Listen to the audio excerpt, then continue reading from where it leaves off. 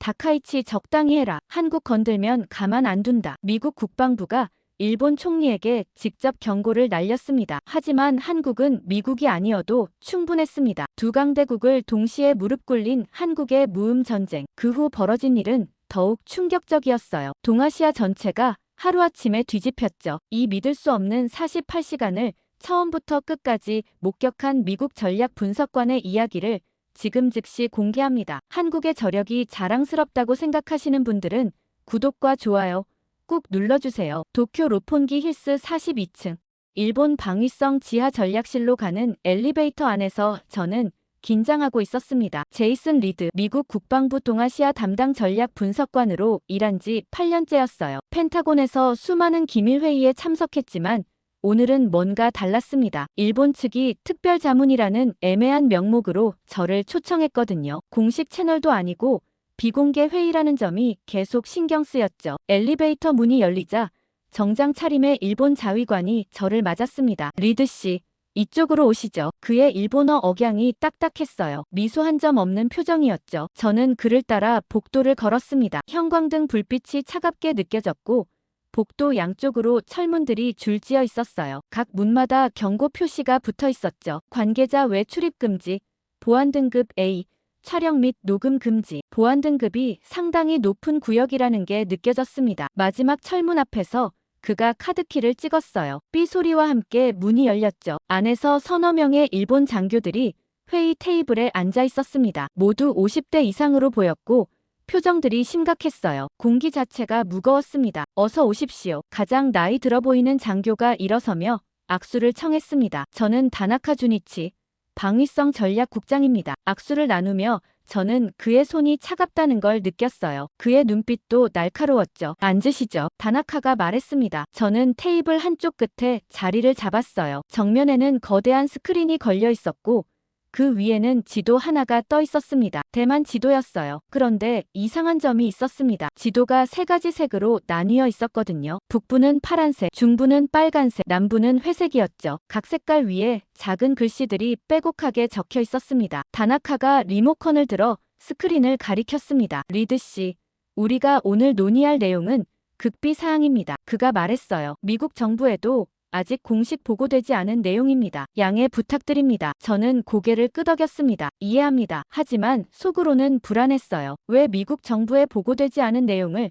저에게 먼저 보여주는 걸까요? 다나카가 스크린을 확대했어요. 대만을 보십시오. 이 섬은 이미 내부적으로 분열되어 있습니다. 그가 파란색 지역을 가리켰죠. 이곳은 친일 성향이 강한 지역입니다. 타이베이 북부와 지룽항 일대죠. 우리와 경제적 유대가 깊고 역사적으로도 우호적입니다. 일본 기업들이 많이 진출해 있고 일본 문화에 대한 호감도가 높습니다. 저는 메모를 시작했습니다. 계속 들어보고 싶었거든요. 다나카가 이번에는 빨간색 지역을 가리켰어요. 여기는 친한국 세력이 강합니다. 타이중과 타이난 일대죠. 한국 기업들이 진출해 있고 한류 문화가 지배적입니다. 삼성, LG, 현대가 현지 공장을 운영하고 있고 젊은 층은 K-팝과 한국 드라마에 열광하고 있습니다. 그의 목소리에 미묘한 불쾌감이 섞여 있었어요. 마지막으로 회색 지역입니다. 다나카가 남부를 가리켰죠. 가오슝과 핑둥 일대입니다. 중립지역으로 아직 어느 쪽으로도 기울지 않았습니다. 경제적으로는 중국 본토와 교류가 많지만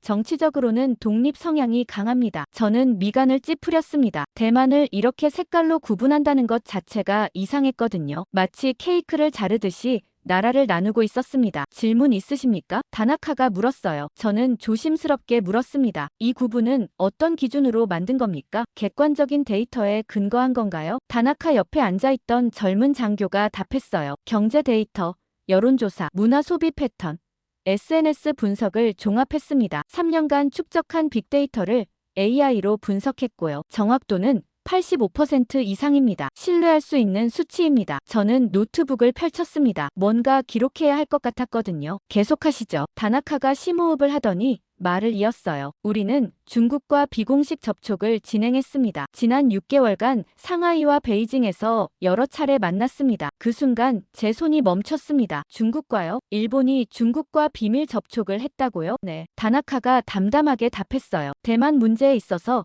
우리는 중국과 공통 이해관계가 있습니다. 놀라운 사실이지만 사실입니다. 저는 믿을 수 없다는 표정으로 그를 바라봤습니다. 일본과 중국이 대만 문제로 협력한다고요? 센카쿠 열도 문제로 으르렁대던 두 나라가요? 다나카가 스크린을 전환했습니다. 이번에는 도표가 나타났어요. 대만 분할 관리 방안이라는 제목이 크게 떠 있었죠. 그 밑으로 복잡한 다이어그램들이 펼쳐졌습니다. 우리는 대만을 세 구역으로 나누어 관리하는 방안을 검토 중입니다. 그가 설명했어요. 북부는 일본이 경제적 영향력을 행사하고 중부는 중국이 관리합니다. 남부는 공동관리구역으로 설정해 완충지대로 삼습니다. 저는 자리에서 벌떡 일어났습니다. 의자가 뒤로 밀리며 소리를 냈어요. 잠깐만요. 대만을 분할한다고요? 제 목소리가 커졌습니다. 이건 주권 침해입니다. 국제법 위반이에요. 미국은 절대 가만히 있지 않을 겁니다. 대만은 우리의 동맹입니다. 다나카는 눈도 깜빡하지 않았습니다. 표정 변화가 전혀 없었어요. 리드 씨, 진정하시고 앉으시죠. 흥분하실 일이 아닙니다. 저는 다시 앉았지만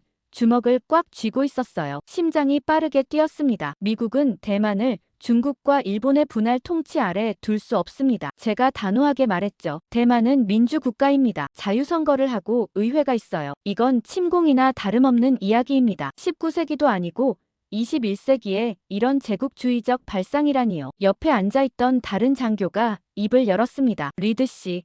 우리는 침공을 말하는 게 아닙니다. 그가 부드럽게 말했어요. 관리를 말하는 겁니다. 안정화 방안입니다. 대만의 혼란을 막고 지역 평화를 지키기 위한 거죠. 그게 무슨 차이입니까? 제가 물었어요. 침공이든 관리든 결국 주권 침해 아닙니까? 그가 미소를 지었습니다. 큰 차이죠. 침공은 군대를 보내는 겁니다. 관리는 경제와 문화로 영향력을 행사하는 거예요. 평화적인 방법입니다. 저는 고개를 저었습니다. 이건 말도 안 되는 계획입니다. 국제사회가 용납하지 않을 겁니다. 유엔에서도 규탄받을 거예요. 다나카가 다시 입을 열었어요. 그래서 당신을 부른 겁니다. 그의 목소리가 낮아졌죠. 뭐라고요? 저는 되물었습니다. 미국을 설득해 주십시오. 그가 차분하게 말했어요. 우리가 대만을 관리해야 동아시아가 안정됩니다. 혼란을 막을 수 있습니다. 미국도 그걸 이해할 겁니다. 당신이 설명해주면 됩니다. 저는 황당했습니다. 제가 왜 이런 계획을 미국에 설득해야 합니까? 저는 일본의 대변인이 아니에요. 당신은 미국 정부의 신뢰를 받는 전략가입니다. 다나카가 말했어요. 펜타곤에서 당신 보고서는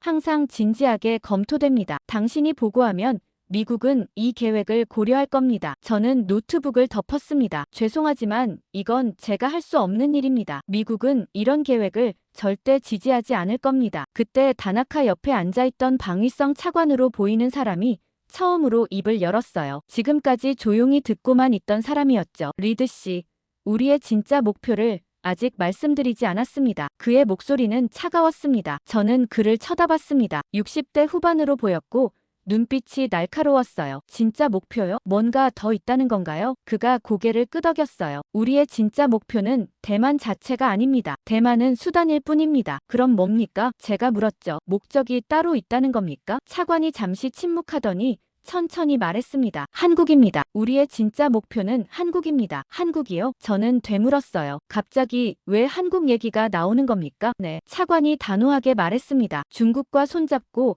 한국의 영향력을 제한하는 것, 동아시아에서 한국이 더 이상 커지지 못하게 막는 것, 그게 우리의 진짜 목표입니다. 저는 충격을 받았습니다. 회의실이 갑자기 춥게 느껴졌고 등골이 오싹했어요. 일본이 중국과 손잡고 한국을 견제한다고요? 적대국이던 두 나라가 한국을 막기 위해 협력한다고요? 이게 무슨 소리였습니까? 손이 떨렸고 입이 말랐습니다. 회의실을 나온 저는 복도에서 잠시 멈춰 섰습니다. 심호흡을 몇 번 했어요. 방금 들은 내용이 믿기지 않았거든요. 일본과 중국이 한국을 견제하기 위해 손을 잡다니요. 호텔로 돌아가는 택시 안에서도 계속 생각에 잠겼습니다. 창밖으로 도쿄의 야경이 지나갔지만 아무것도 눈에 들어오지 않았어요. 다음 날 아침 CNN 속보가 떴습니다. 호텔방에서 커피를 마시고 있는데 휴대폰이 미친 듯이 울렸어요. 화면을 보는 순간 저는 얼어붙었습니다. 일본 총리 긴급 발언, 대만 개입 가능성 시사. 서둘러 TV를 켰습니다. NHK에서 생중계가 나오고 있었어요. 일본 국회 본회의장이었죠. 다카이치 총리가 단상에 서 있었습니다. 대만에 대한 중국의 군사행동은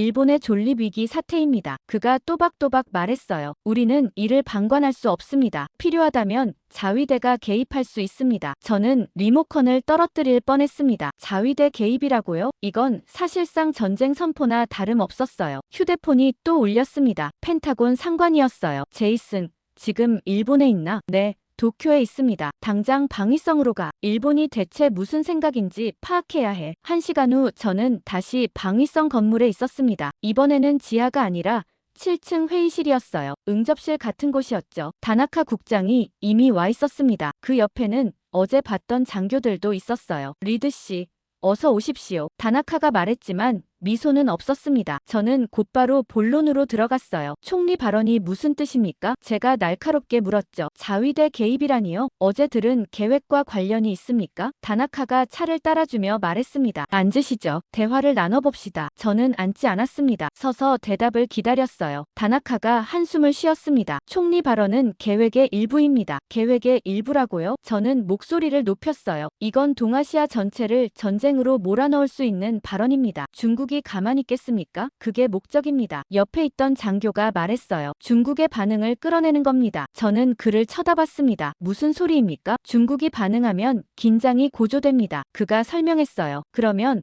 한국이 움직일 수밖에 없죠. 한국의 대응을 보는 겁니다. 저는 이해할 수 없었습니다. 왜 한국을 끌어내려는 겁니까? 다나카가 답했어요. 한국이 어떻게 움직이는지 봐야 합니다. 어느 편에 서는지, 어떤 전략을 쓰는지 말이죠. 정보를 얻는 겁니다. 저는 고개를 저었습니다. 이건 도박입니다. 통제할 수 없는 위기를 만들고 있어요. 다나카는 대꾸하지 않았습니다. 그냥 차를 마실 뿐이었어요. 저는 단호하게 말했습니다. 이런 도발은 한국을 끌어내기 위한 연막일 뿐입니다. 위험한 게임이에요. 한국이 움직이면 상황은 훨씬 복잡해집니다. 통제 불능이 될 수 있어요. 그때 구석에 앉아있던 장교 한 명이 비웃듯 말했습니다. 한국이요? 그의 목소리에 조롱이 섞여 있었어요. 한국이 뭘 할 수 있겠습니까? 저는 그를 돌아봤습니다. 30대 후반으로 보이는 남자였어요. 계급장을 보니 삼좌였죠. 무슨 뜻입니까? 제가 물었습니다. 그가 어깨를 으쓱했어요. 한국은 미국의 보호 없이는 아무것도 못합니다. 스스로 판단하고 행동할 능력이 없어요. 미국이 하라는 대로 따라갈 뿐이죠. 다른 장교도 거들었습니다. 50대로 보이는 이좌였어요. 한국은 중견국에 불과합니다. 그가 손사래를 쳤어요. 우리가 조금만 압박하면 조용해질 겁니다. 껍데기만 요란하지 실속은 없어요. 저는 그들을 번갈아 보며 생각했습니다. 여기 있는 놈들은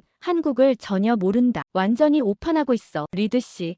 왜 그런 표정입니까? 다나카가 물었어요. 제 표정이 굳어 있었나 봅니다. 당신들은 한국을 너무 얕잡아 보고 있습니다. 제가 조심스럽게 말했죠. 한국은 당신들이 생각하는 것보다 훨씬 강합니다. 삼좌가 다시 비웃었습니다. 강하다고요? GDP는 우리의 3분의 1이고 인구는 절반입니다. 군사력도 우리보다 약하죠. 뭐가 강합니까? 저는 답하지 않았습니다. 설명해봤자 소용없을 것 같았거든요. 이 사람들은 이미 마음을 정한 거였어요. 다나카가 말했습니다. 어쨌든 우리 계획은 진행됩니다. 총리 발언은 시작일 뿐입니다. 앞으로 더 많은 조치가 있을 겁니다. 무슨 조치입니까? 제가 물었어요. 그건 말씀드릴 수 없습니다. 다나카가 고개를 저었죠. 하지만 곧 보시게 될 겁니다. 저는 회의실을 나왔습니다. 복도를 걸으며 휴대폰을 꺼냈어요. 펜타곤에 긴급 보고를 해야 했습니다. 화장실로 들어가 개별 칸에 들어갔습니다. 여기서라면 도청 걱정이 덜했거든요. 암호화된 메신저로 상관에게 메시지를 보냈습니다. 긴급 보고 필요. 일본의 진짜 의도 파악함. 중국과 공모 중. 목표는 한국. 곧 답장이 왔습니다. 1시간 후 화상회의. 대기하라. 저는 호텔로 돌아갔습니다. 방에 들어가자마자 노트북을 켰어요. 화상회의 프로그램에 접속했죠. 정확히 1시간 후 화면에 펜타곤 상황실이 나타났습니다. 국방부 동아시아 담당 부차관보가 보였어요. 그 옆으로 CIA 동아시아 국장과 인도태평양 사령부 정보국장도 있었죠. 제이슨, 보고하게. 부차관보가 말했습니다. 저는 지난 이틀간 파악한 내용을 전부 설명했습니다. 일본과 중국의 비밀 접촉, 대만 분할 계획, 그리고 진짜 목표가 한국이라는 것까지요. 화면 속 사람들의 표정이 점점 굳어졌습니다. 일본이 중국과 손잡고 대만을 나눈다고? 부차관보가 믿을 수 없다는 표로 물었어요. 정말 제정신이 아닙니다. 동맹국이 뭐 하는 겁니까? CIA 국장이 말했습니다. 그것보다 더 심각한 게 있습니다. 제가 말했어요. 진짜 목표는 한국입니다. 일본은 중국과 협력해서 한국의 영향력을 제한하려 합니다. 한국을요? 인도태평양 사령부 국장이 되물었습니다. 왜 한국을 견제하려는 겁니까? 저는 대답했습니다. 일본은 한국이 동아시아에서 너무 커지는 걸 두려워합니다. 경제적으로, 문화적으로, 군사적으로 한국의 영향력이 커지고 있거든요. 그래서 중국과 손잡은 겁니다. 화면 속에서 잠시 침묵이 흘렀습니다. 부차관보가 말했습니다. 한국을 건드리면 어떻게 되는지 일본은 모르는 겁니까? CIA 국장이 거들었어요. 한국이 가만히 있겠습니까? 절대 그냥 당하지 않을 겁니다. 제가 말했습니다. 일본은 한국을 너무 얕잡아 보고 있습니다. 제가 회의에서 직접 들었어요. 한국은 미국 없이 아무것도 못한다고 생각하더군요. 인도태평양 사령부 국장이 고개를 저었습니다. 완전히 오판이군요. 한국 군사력이 얼마나 발전했는데요. 부차관보가 결론을 내렸습니다. 상황을 계속 모니터링하게. 우리 입장은 명확합니다. 그가 단호하게 말했어요. 한국이 조용히 대응할 것이고 필요하면 미국은 한국 편에 설 것입니다. 일본에게 그 점을 분명히 하게. 알겠습니다. 제가 답했죠. 화상회의가 끝났습니다. 저는 노트북을 덮고 창밖을 바라봤어요. 도쿄 시내에 불빛들이 켜지고 있었습니다. 하지만 저는 불안했습니다. 일본이 중국과 손잡고 한국을 흔들려 한다는 것, 그리고 미국이 한국 편에 선다는 것, 이 모든 상황이 어디로 흘러갈지 알 수 없었거든요. 한 가지는 확실했습니다. 일본과 중국, 대만을 보는 시각이 한국 중심으로 가고 있다는 것. 동아시아의 판도가 바뀌고 있었어요. 그리고 그 중심에 한국이 있었습니다. 그날 밤 저는 잠을 이룰 수 없었습니다. 호텔 침대에 누워 천장만 바라봤어요. 일본 총리의 발언이 계속 머릿속을 맴돌았죠. 자위대 개입 가능성, 중국과의 비밀 협력, 그리고 한국을 견제하려는 계획. 새벽 3시가 되어서야 결심했습니다. 펜타곤에 정식 보고서를 올려야겠다고요. 노트북을 열어 타이핑을 시작했습니다. 제목은 일본 - 중국 대만 분할 계획 및 한국 견제 전략 긴급 보고였어요. 손가락이 키보드 위에서 빠르게 움직였죠. 지난 이틀간 목격한 모든 것을 기록했습니다. 방위성 지하 전략실의 색깔로 나뉜 대만 지도, 다나카 국장의 설명, 차관의 충격적인 발언, 그리고 총리의 도발적인 연설까지요. 오전 6시에 보고서를 완성했습니다. 30페이지 분량이었어요. 아모아에서 펜타곤과 인도태평양 사령부, CIA 동아시아국에 동시 발송했죠. 보내기 버튼을 누르는 순간 등골이 오싹했습니다. 이 보고서가 워싱턴에서 어떤 반응을 일으킬지 뻔했거든요. 샤워를 하고 커피를 마시는데 휴대폰이 울렸습니다. 펜타곤이었어요. 제이슨, 보고서 받았네. 부차관보의 목소리였습니다. 지금 국방장관실에서 긴급 회의 중이야. 2시간 후에 NSC 브리핑이 잡혔어. 그렇게 빨리요? 저는 놀랐습니다. 자네 보고서 내용이 심각하기 때문이야. 그가 말했어요. 대통령께 직접 보고될 거야. 일본 대사도 소환될 것 같고. 저는 손에 쥔 커피잔이 떨리는 걸 느꼈습니다. 오전 10시쯤 CNN 속보가 또 떴습니다. 미국 국무부 긴급 성명 발표. 화면을 켰어요. 국무부 대변인이 브리핑룸에 서 있었습니다. 미국은 일본 총리의 최근 발언에 깊은 우려를 표합니다. 그가 차분하지만 단호하게 말했어요. 대만 해협의 평화와 안정은 영내 모든 국가의 이익입니다. 일방적인 군사 개입은 받아들일 수 없습니다. 기자들이 손을 들었습니다. 일본과 사전 협의가 있었습니까? 한 기자가 물었어요. 없었습니다. 대변인이 짧게 답했죠. 우리는 놀랐고 실망했습니다. 한국의 입장은 어떻습니까? 다른 기자가 물었습니다. 우리는 한국 정부와 긴밀히 협의하고 있습니다. 대변인이 말했어요. 한국의 우려를 공유하며 한국과 함께 대응할 것입니다. 저는 화면을 뚫어지게 봤습니다. 한국과 함께 대응한다는 말이 명확했어요. 미국이 어느 편에 서는지 공개적으로 밝힌 겁니다. 정오에 백악관에서도 성명이 나왔습니다. 휴대폰 알림이 울렸어요. 대통령 국가안보보좌관 발표, 영내 동맹국들과 협력 강화. 기사를 읽는데 핵심 문장이 눈에 들어왔습니다. 특히 한국과의 전략적 협력을 우선시할 것이다. 미국의 입장이 명확해지고 있었어요. 오후 2시에 펜타곤에서 화상회의 요청이 왔습니다. 노트북을 열자 이번에는 더 많은 사람들이 화면에 나타났어요. 국방장관, 합참의장, 국무부 차관, NSC 아시아 담당까지 있었죠. 제이슨, 자네 보고서가 폭탄이었네. 국방장관이 말했습니다. 일본이 정말 중국과 손잡고 있나? 제가 본 바로는 그렇습니다. 저는 답했어요. 6개월간 비밀 접촉을 했고 대만 분할 계획을 구체적으로 논의했습니다. 합참의장이 물었습니다. 일본 군부가 통제 가능한가? 정치권과 따로 움직이는 건 아닌가? 아닙니다. 제가 고개를 저었어요. 총리실 주도입니다. 군부는 실행기관일 뿐이죠. 국무부 차관이 끼어들었습니다. 한국 견제가 진짜 목표라는 게 확실한가? 제가 직접 들었습니다. 저는 단호하게 말했어요. 방위성 차관이 명확하게 말했습니다. 중국과 손잡고 한국의 영향력을 제한하겠다고요. NSC 아시아 담당이 말했습니다. 이건 단순한 외교 마찰이 아닙니다. 동맹 체계 전체가 흔들릴 수 있어요. 국방장관이 결론을 내렸습니다. 일본에 명확한 메시지를 보내야 합니다. 그가 저를 쳐다봤어요. 제이슨,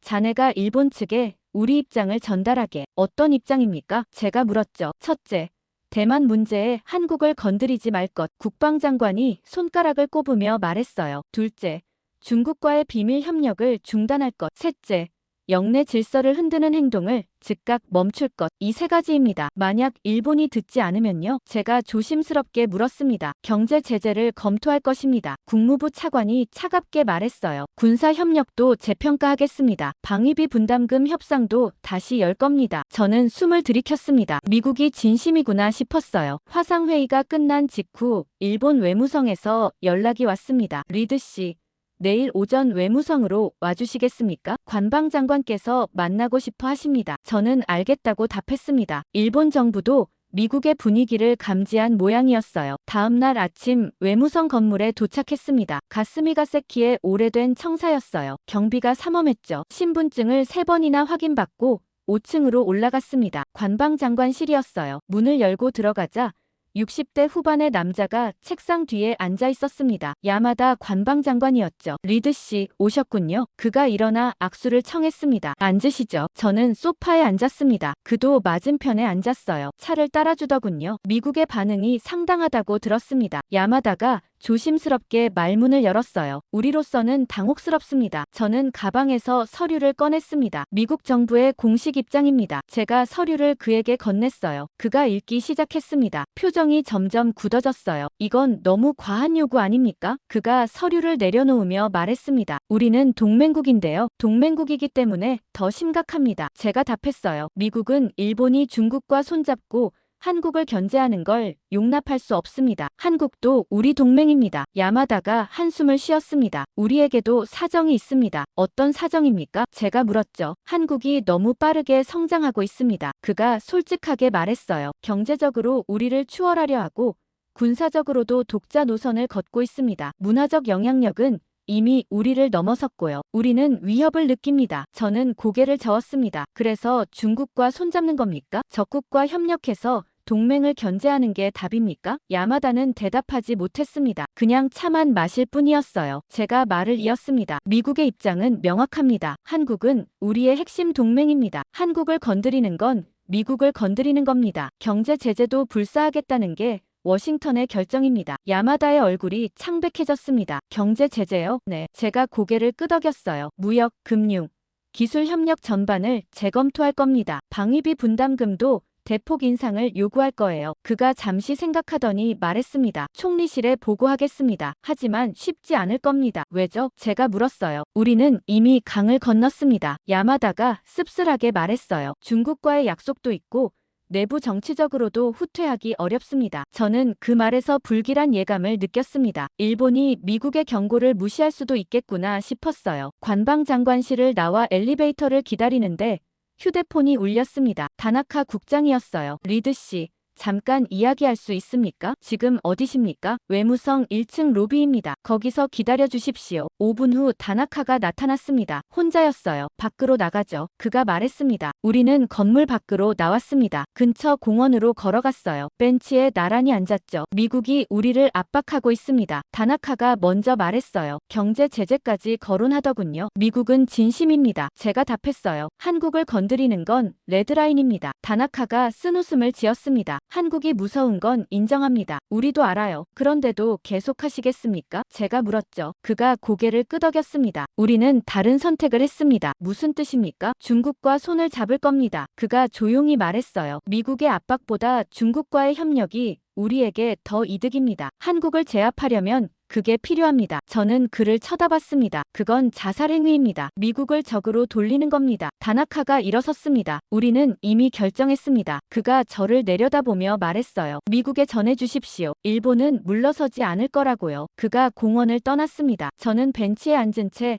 그의 뒷모습을 바라봤어요. 일본은 이미 돌이킬 수 없는 판단을 했다는 걸 그 순간 깨달았습니다. 미국의 경고도 소용없었어요. 일본은 중국과 함께 한국을 견제하기로 결심한 거였죠. 이 상황이 어디로 흘러갈지 알 수 없었습니다. 공원 벤치에서 일어난 저는 호텔로 돌아가지 않았습니다. 택시를 타고 미국 대사관으로 향했어요. 다나카의 말이 계속 귓가에 맴돌았거든요. 일본은 물러서지 않을 것이다. 대사관에 도착해 보안 검색을 거친 후 3층 정보 분석실로 갔습니다. CIA 도쿄 지부장인 톰 해리슨이 저를 기다리고 있었어요. 제이슨, 무슨 일인가? 그가 문을 닫으며 물었습니다. 일본이 완전히 돌았습니다. 저는 의자에 앉으며 말했어요. 미국의 경고를 무시하고 중국과 협력하기로 결심했습니다. 톰이 휘파람을 불었습니다. 확실한가? 다나카 국장에게 직접 들었습니다. 제가 답했죠. 한국을 제압하기 위해서라면 미국과의 관계 악화도 감수하겠다는 겁니다. 톰이 책상에 기대며 말했습니다. 그럼 이제 일본이 구체적으로 뭘 하려는지 파악해야겠군. 바로 그겁니다. 저는 고개를 끄덕였어요. 일본 정보부 쪽에서 접촉해오면 좋겠는데요. 그날 오후 정말로 연락이 왔습니다. 일본 내각정 보조 사실에서였어요. 리드 씨.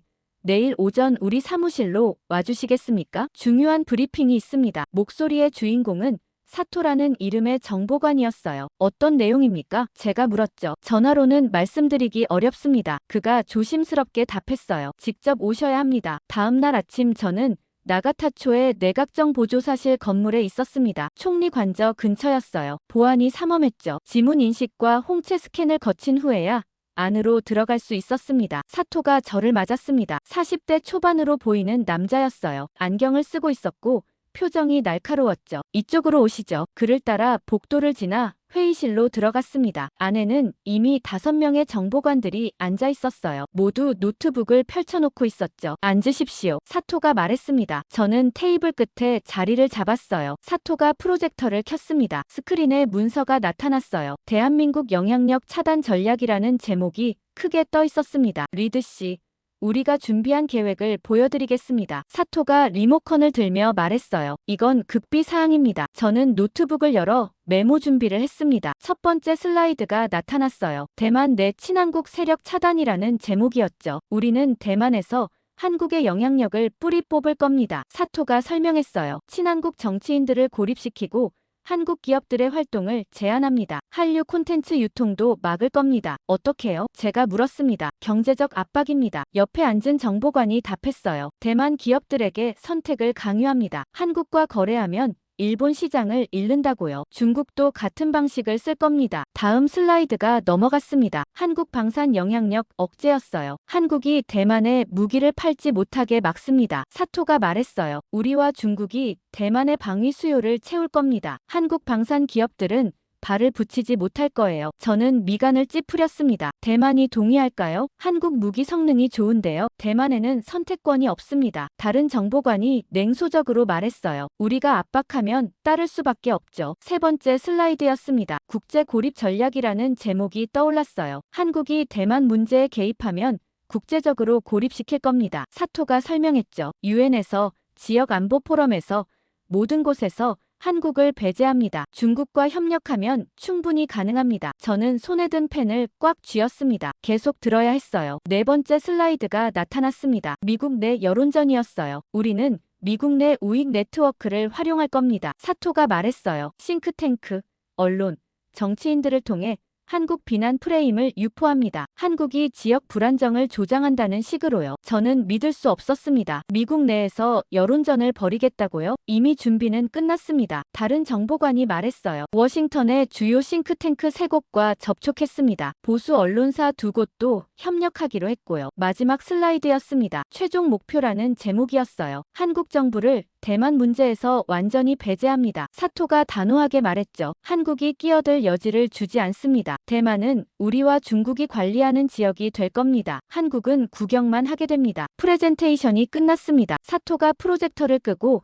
저를 쳐다봤어요. 어떻게 생각하십니까? 저는 노트북을 천천히 닫았습니다. 심호흡을 한 번 하고 말했어요. 이건 한국과의 외교 마찰을 넘어섭니다. 국가 정체성 전쟁입니다. 한국의 존재 자체를 부정하려는 거잖아요. 사토가 어깨를 으쓱했습니다. 과장이십니다. 우리는 그저 한국의 과도한 영향력을 제한하는 겁니다. 과도하다고요? 제가 되물었어요. 한국이 뭘 잘못했습니까? 너무 성공해서 문제입니까? 성공의 문제가 아닙니다. 옆에 앉은 정보관이 끼어들었어요. 균형의 문제죠. 한국이 너무 커지면 영내 질서가 흔들립니다. 저는 고개를 저었습니다. 당신들이 두려워하는 건 균형이 아닙니다. 한국이 당신들을 추월할까봐 두려운 거죠. 회의실이 잠시 조용해졌습니다. 사토가 차가운 목소리로 말했습니다. 어쨌든 이 계획은 진행됩니다. 중국도 동의했고 실행 단계에 들어갔습니다. 미국이 막을 수 있을 것 같습니까? 저는 단호하게 답했습니다. 한국은 당신들이 생각하는 것처럼 약하지 않습니다. 이런 계획은 오히려 역효과를 낼 겁니다. 정보관 한 명이 비웃었습니다. 한국이 뭘 할 수 있겠습니까? 우리와 중국이 손잡으면 한국은 고립됩니다. 미국도 결국 우리 편을 들 거예요. 경제 규모를 보십시오. 저는 더 이상 말하지 않았습니다. 이 사람들은 이미 결정한 거였어요. 설득이 불가능했죠. 회의실을 나온 저는 엘리베이터를 타고 1층으로 내려갔습니다. 밖으로 나오니 햇빛이 눈부셨어요. 하지만 기분은 어두웠습니다. 택시를 타고 대사관으로 향했습니다. 톰에게 즉시 보고해야 했어요. 방금 본 것은 단순한 전략이 아니었습니다. 한국을 완전히 무력화하려는 종합계획이었어요. 대만에서 배제하고 국제사회에서 고립시키고 미국 내에서조차 여론을 조작하려는 거였죠. 대사관에 도착해 톰의 사무실로 직행했습니다. 문을 두드리자 들어오라는 소리가 들렸어요. 톰이 커피를 마시고 있었습니다. 어땠나? 그가 물었어요. 저는 의자에 앉으며 말했습니다. 예상보다 훨씬 심각합니다. 일본은 한국을 완전히 제거하려고 합니다. 노트북을 열어 메모한 내용을 보여줬어요. 톰이 화면을 보더니 휘파람을 불었습니다. 이건 전쟁 계획이나 다름없군. 맞습니다. 제가 고개를 끄덕였어요. 그것도 총성 없는 전쟁이죠. 톰이 전화기를 들었습니다. 랭글리에 긴급 보고해야겠어. 국무부에도 알려야 하고. 이건 동맹관계 전체를 뒤흔들 사안이야. 저는 창밖을 바라봤습니다. 도쿄 거리가 평화로워 보였어요. 하지만 그 이면에서는 한국을 겨냥한 거대한 음모가 진행되고 있었습니다. 그날 저녁 펜타곤에 상세 보고서를 보냈습니다. 일본 정보부의 한국 제거 계획 전모라는 제목이었어요. 50페이지 분량이었죠. 보내기 버튼을 누르며 생각했습니다. 한국은 이 사실을 알고 있을까? 일본과 중국이 함께 한국을 노리고 있다는 걸 알까? 그리고 한국이라면 어떻게 대응할까? 저는 확신했습니다. 일본과 중국은 한국을 완전히 오판하고 있다고요. 한국은 그들이 생각하는 것보다 훨씬 강했으니까요. 보고서를 보낸 다음 날 펜타곤에서 새로운 지시가 내려왔습니다. 제이슨, 서울로 가게. 부차관보의 목소리가 단호했어요. 한국 측 반응을 직접 확인하고 와. 일본 로비가 통하는지 안 통하는지 파악해야 해. 서울이요? 저는 되물었습니다. 일본에서 계속 모니터링하는 게 낫지 않습니까? 아니야. 그가 말했어요. 일본이 한국을 어떻게 보는지는 이미 파악했어. 이제 한국이 어떻게 대응하는지 봐야 해. 현장에 가게. 이틀 후 저는 인천공항에 도착했습니다. 도쿄와는 다른 공기였어요. 더 활기차고 젊은 느낌이었죠. 입국 심사를 마치고 나오니 미국 대사관에서 보낸 차량이 대기하고 있었습니다. 리드 씨시죠? 운전기사가 물었어요. 네, 맞습니다. 서울로 가는 고속도로는 깨끗했습니다. 양옆으로 현대적인 건물들이 지나갔어요. 생각했던 것보다 훨씬 발전된 도시였죠. 대사관에 도착하자 CIA 서울 지부장인 마크 천이 저를 맞았습니다. 한국계 미국인이었어요. 제이슨, 잘 왔네. 그가 악수를 청했습니다. 상황이 흥미로워. 자네가 직접 봐야 할 거야. 무슨 뜻입니까? 제가 물었죠. 일본이 한국을 포섭하려고 엄청난 공을 들이고 있어. 마크가 웃으며 말했어요. 그런데 단 하나도 안 먹히고 있거든. 정말입니까? 직접 보게. 그가 저를 안으로 안내했습니다. 다음 날 아침 마크가 저를 광화문 근처로 데려갔습니다. 한 고급 호텔 로비였어요. 여기서 뭘 합니까? 제가 물었죠. 저기 봐. 마크가 로비 한쪽을 가리켰습니다. 일본 외무성 고위 관계자가 한국 재벌 회장과 만나고 있었어요. 둘 다 정장 차림이었죠. 저 사람들이 뭘 하는 겁니까? 일본 측이 로비하는 거야. 마크가 속삭였어요. 대만 문제에서 한국이 중립을 지켜달라고 설득 중이지. 엄청난 경제 협력을 약속하면서 말이야. 30분쯤 지나자 회의가 끝났습니다. 한국 재벌 회장이 먼저 일어났어요. 표정이 차갑더군요. 일본 관계자가 명함을 내밀었지만 회장은 받지 않았습니다. 그냥 고개만 까딱하고 나가버렸어요. 마크가 웃었습니다. 봤지? 완전히 씹혔어. 저건 오늘만 그런 게 아니야. 매일 저래. 정말 매일입니까? 제가 놀라서 물었어요. 지난 2주간 일본이 한국 재계 인사 20명 넘게 접촉했어. 마크가 설명했어요. 정치인들도 10여 명 만났고 문화계 인사들도 건드렸지. 그런데 단 한 명도 안 넘어왔어. 다 거절했다고. 아예 상대를 안 해. 마크가 고개를 저었어요. 일본 돈이고 뭐고 관심 없대. 어떤 사람은 대놓고 모욕을 주더라고. 저는 믿기지 않았습니다. 일본의 경제력이 만만치 않은데요. 한국 사람들이 왜 거부하는 겁니까? 마크가 어깨를 으쓱했어요. 자존심 문제인 것 같아. 일본이 자기들을 얕잡아 본다고 생각하는 거지. 그날 오후 마크가 저를 여의도로 데려갔습니다. 국회 근처였어요. 저기 봐. 그가 한 카페를 가리켰습니다. 창가에 일본 정치인과 한국 국회의원이 앉아 있었어요. 얘기를 나누고 있더군요. 저 사람들은 뭘 논의합니까? 일본 측이 한일 안보 협력 강화를 제안하는 거야. 마크가 말했어요. 대만 문제에서 공조하자고. 중국 견제를 명분으로 내세우면서 말이야. 1시간쯤 후 회의가 끝났습니다. 일본 정치인이 서류 뭉치를 내밀었어요. 한국 국회의원이 받아들더니 대충 훑어봤습니다. 그리고는 서류를 테이블에 도로 올려놓았어요. 고개를 저으며 뭐라고 말하더군요. 일본 정치인의 표정이 굳었습니다. 또 거절이야. 마크가 웃으며 말했어요. 저게 벌써 이번 주에만 5번째야. 한국 정치인들이 왜 거부합니까? 제가 물었죠. 일본을 안 믿어. 마크가 답했어요. 뒤에 뭐가 있는지 다 알고 있다는 거지. 한국 정부가 눈치챘단 말입니까? 당연하지. 마크가 고개를 끄덕였어요. 청와대는 이미 다 파악하고 있어. 일본이 중국과 손잡고 뭘 하려는지 말이야. 그날 저녁 마크가 저를 한국 외교부 고위 관계자와 만나게 해줬습니다. 시청 근처 조용한 레스토랑이었어요. 김차관보라는 분이었죠. 50대 초반으로 보였고 눈빛이 날카로웠습니다. 리드 씨, 반갑습니다. 김차관보가 악수를 청했어요. 미국에서 오셨다고 들었습니다. 네. 동아시아 정세를 파악하러 왔습니다. 저는 자리에 앉으며 말했어요. 김차관보가 와인을 따라주며 말했습니다. 일본이 요즘 우리한테 적극적이더군요. 눈치채셨습니까? 제가 조심스럽게 물었죠. 당연하죠. 김차관보가 웃었어요. 일본이 우리를 포섭하려 한다는 거 다 압니다. 대만 문제에서 손 떼라고 회유하는 거 아닙니까? 정확하시네요. 저는 감탄했습니다. 한국 정부는 어떻게 대응할 겁니까? 김차관보가 와인잔을 내려놓으며 단호하게 말했습니다. 일본이 우리를 포섭하려 한다고요? 웃기는 소리죠. 우리가 왜 일본 말을 듣습니까? 그럼 일본의 제안을 전부 거절하신다는 겁니까? 당연합니다. 김차관보가 고개를 끄덕였어요. 우리는 일본의 계략을 다 알고 있습니다. 중국과 손잡고 대만을 나누려는 것도 알고요. 그 과정에서 우리를 배제하려는 것도 압니다. 저는 놀랐습니다. 어떻게 그렇게 상세히 아십니까? 우리도 정보기관이 있습니다. 김차관보가 미소 지었어요. 일본이 움직이는 거 다 보고 있어요. 그럼 한국은 어떻게 대응하실 겁니까? 제가 본론으로 들어갔습니다. 우리는 대만과 직접 협력합니다. 김차관보가 답했어요. 일본이 뭐라든 상관없어요. 우리 방산 기업들은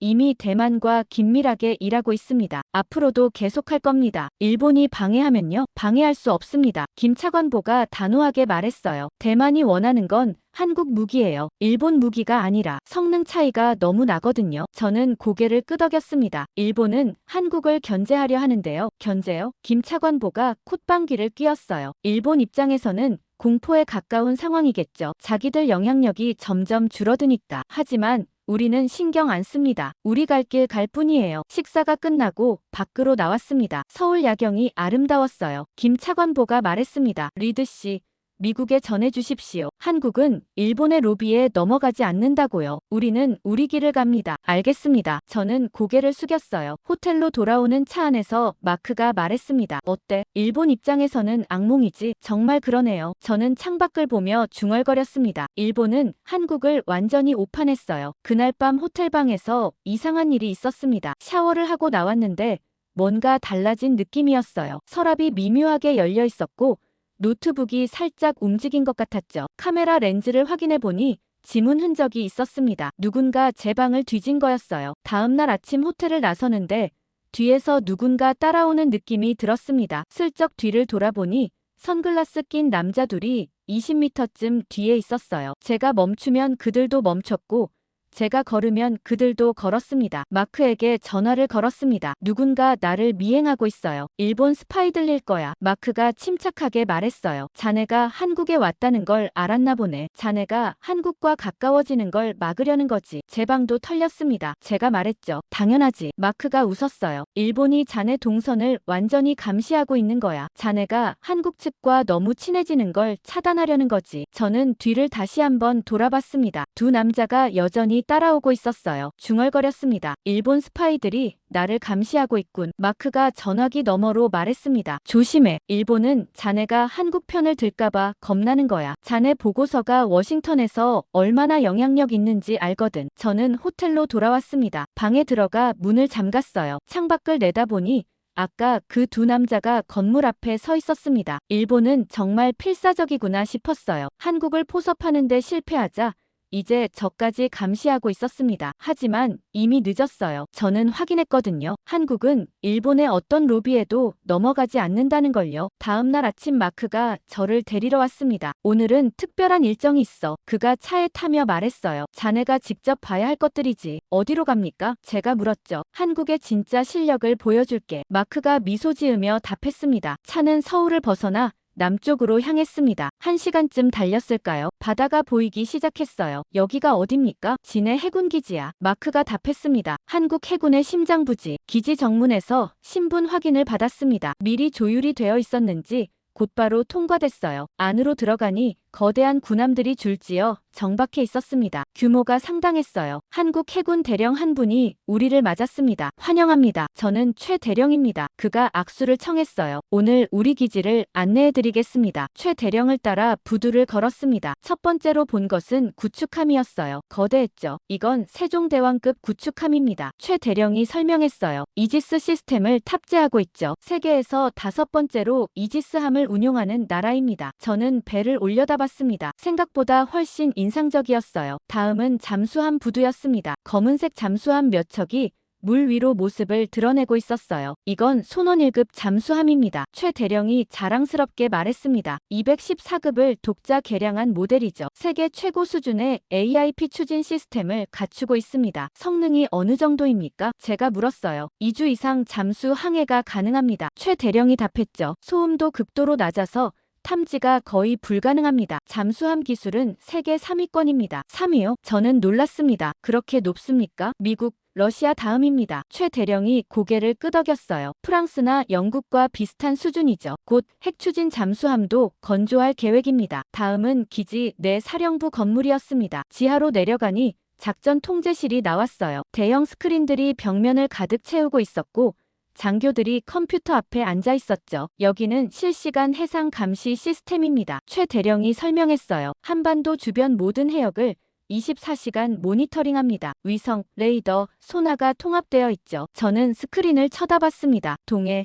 서해, 남해가 실시간으로 표시되고 있었어요. 선박 하나하나가 점으로 찍혀 있었죠. 이 정도 수준이라고요? 제가 감탄하며 물었습니다. 네, 최 대령이 답했어요. 전시작전 통합 능력은 세계 최고 수준입니다. 미국과 동등하거나 일부는 앞섭니다. 오후에는 평택으로 이동했습니다. K방산 전시회가 열리고 있었거든요. 마크가 저를 안내했어요. 전시장은 광활했습니다. 수십 개 기업 부스가 늘어서 있었고 각종 무기와 장비들이 전시되어 있었어요. 첫 번째로 들른 곳은 하나 부스였습니다. K9 자주포가 전시되어 있었어요. 이건 K9 썬더입니다. 담당자가 설명했어요. 세계에서 가장 많이 팔린 자주포죠. 사거리 40km에 분당 6발 발사 가능합니다. 수출 실적이 어떻습니까? 제가 물었죠. 폴란드, 호주, 노르웨이, 에스토니아 등에 수출했습니다. 담당자가 자랑스럽게 답했어요. 총 1000문 이상이 팔렸죠. 다음은 한국항공우주 부스였습니다. FA-50 전투기 모형이 전시되어 있었어요. 이건 경공격기입니다. 담당자가 설명했죠. 가격 대비 성능이 뛰어나 개도국에서 인기가 많습니다. 폴란드, 말레이시아, 필리핀 등에 수출했고요. 미사일도 독자 생산합니까? 제가 물었습니다. 당연하죠. 담당자가 웃으며 답했어요. 현무 시리즈 탄도미사일, 해성 대한미사일, 천궁 방공미사일 모두 국산입니다. 저는 전시장을 돌며 계속 놀랐습니다. 탱크, 장갑차 헬기, 함정, 레이더, 드론. 없는 게 없었어요. 모두 한국이 독자 개발한 것들이었죠. 마크가 제 옆에서 말했습니다. 어때? 예상과 다르지? 완전히 다릅니다. 저는 솔직하게 답했어요. 이 정도일 줄 몰랐습니다. 일본이 한국을 얕잡아보는 이유를 모르겠어. 마크가 고개를 저었어요. 한국 방사는 이미 세계 10위권이야. 수출액도 급증하고 있고. 다음 날은 대전으로 갔습니다. 사이버전 대응센터를 방문하기 위해서였어요. 국가정보원 산하기관이었죠. 여기는 사이버 작전을 총괄하는 곳입니다. 안내를 맡은 정보관이 설명했어요. 북한, 중국, 러시아의 사이버 공격을 실시간으로 차단합니다. 상황실로 들어가니 수십 명의 요원들이 모니터를 응시하고 있었습니다. 벽면의 대형 스크린에는 세계 지도가 떠 있었고 빨간 선들이 한국을 향해 뻗어 있었어요. 저게 뭡니까? 제가 물었죠. 실시간 사이버 공격 시도입니다. 정보관이 답했어요. 초당 수천 건씩 들어옵니다. 우리가 자동으로 차단하고 있죠. 대응 속도가 얼마나 됩니까? 공격 감지부터 차단까지 0.3초입니다. 정보관이 자랑스럽게 말했어요. 세계 최고 수준이죠. 저는 숨을 들이켰습니다. 이건 상상 이상이었어요. 다음은 역공격 능력도 갖추고 있습니까? 당연합니다. 정보관이 고개를 끄덕였어요. 필요하면 상대방 시스템에 침투할 수 있습니다. 발각되지 않고요. 오후에는 울산 조선소를 방문했습니다. 현대중공업이었어요. 드넓은 부두에 거대한 선박들이 건조되고 있었죠. 이건 LNG 운반선입니다. 담당자가 설명했어요. 우리가 세계 시장 점유율 1위입니다. 군함도 만듭니까? 제가 물었죠. 물론입니다. 담당자가 멀리를 가리켰어요. 저기 보이는 게 건조 중인 호위함입니다. 한국 해군뿐 아니라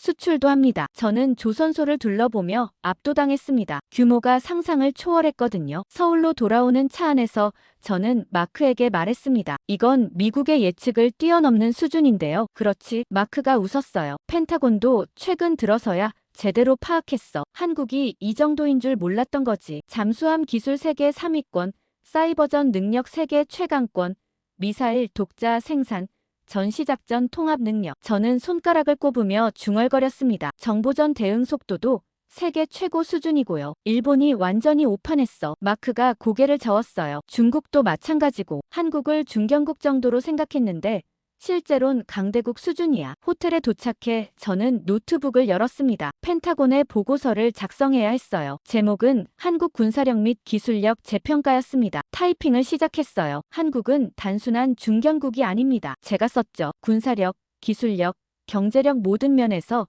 강대국 수준입니다. 중국과 일본의 전략은 근본부터 잘못됐습니다. 한국을 얕잡아 본 겁니다. 보고서를 완성해 발송했습니다. 다음 날 워싱턴에서 즉각 반응이 왔습니다. 제이슨, 자네 보고서가 백악관까지 올라갔네. 부차관보의 목소리가 긴장되어 있었어요. 국방장관이 직접 읽었어. 대통령 1일 브리핑에도 포함됐고. 그렇게 빨리 올라갔습니까? 저는 놀랐습니다. 한국 군사력 재평가가 큰 파장을 일으켰어. 그가 말했어요. 이제 일본에 대한 조치가 본격화될 거야. 각오해. 이틀 후 미국 국무부가 움직였습니다. 공식 성명이 발표됐어요. 호텔방에서 CNN을 켜니 속보가 나오고 있었죠. 미국 국무부, 일본의 공식 경고. 화면에 국무부 대변인이 나타났습니다. 미국은 영내 동맹국 간 분열을 조장하는 행위를 용납하지 않습니다. 그가 단호하게 말했어요. 특히 대만 문제에 한국을 배제하려는 시도는 받아들일 수 없습니다. 한국은 우리의 핵심 동맹이며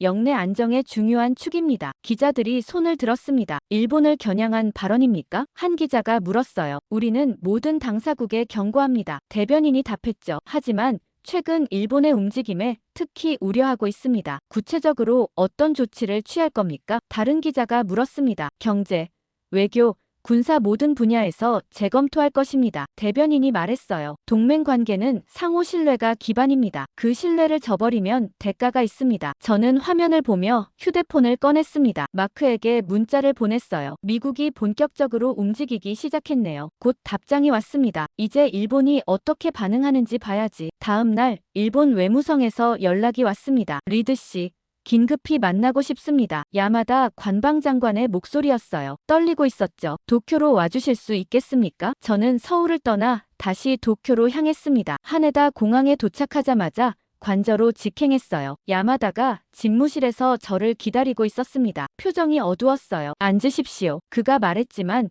목소리에 힘이 없었습니다. 저는 소파에 앉았어요. 미국의 경고를 받습니다. 제가 먼저 말을 꺼냈죠. 심각하게 받아들이셔야 합니다. 야마다가 한숨을 쉬었습니다. 우리도 압니다. 그가 말했어요. 하지만 상황이 복잡합니다. 어떻게 복잡합니까? 제가 물었죠. 총리실이 물러서지 않으려 합니다. 야마다가 솔직하게 말했어요. 중국과의 약속도 있고 국내 정치적으로도 후퇴하기 어렵습니다. 미국이 경제 제재를 검토하고 있습니다. 제가 경고했어요. 무역관계 재조정, 금융 제재, 기술 협력 중단까지 거론되고 있습니다. 야마다의 얼굴이 창백해졌습니다. 그 정도까지 갑니까? 이미 재무부와 상무부가 움직이고 있습니다. 제가 답했죠. 방위비 분담금도 대폭 인상될 겁니다. 주일 미군 유지비를 전액 일본이 부담하라는 요구도 나올 수 있어요. 야마다가 책상에 손을 짚었습니다. 이건 너무 과합니다. 과하지 않습니다. 저는 고개를 저었어요. 일본이 중국과 손잡고 한국을 견제한 게 먼저입니다. 동맹을 배신한 건 일본 쪽입니다. 그날 저녁 총리 관저에서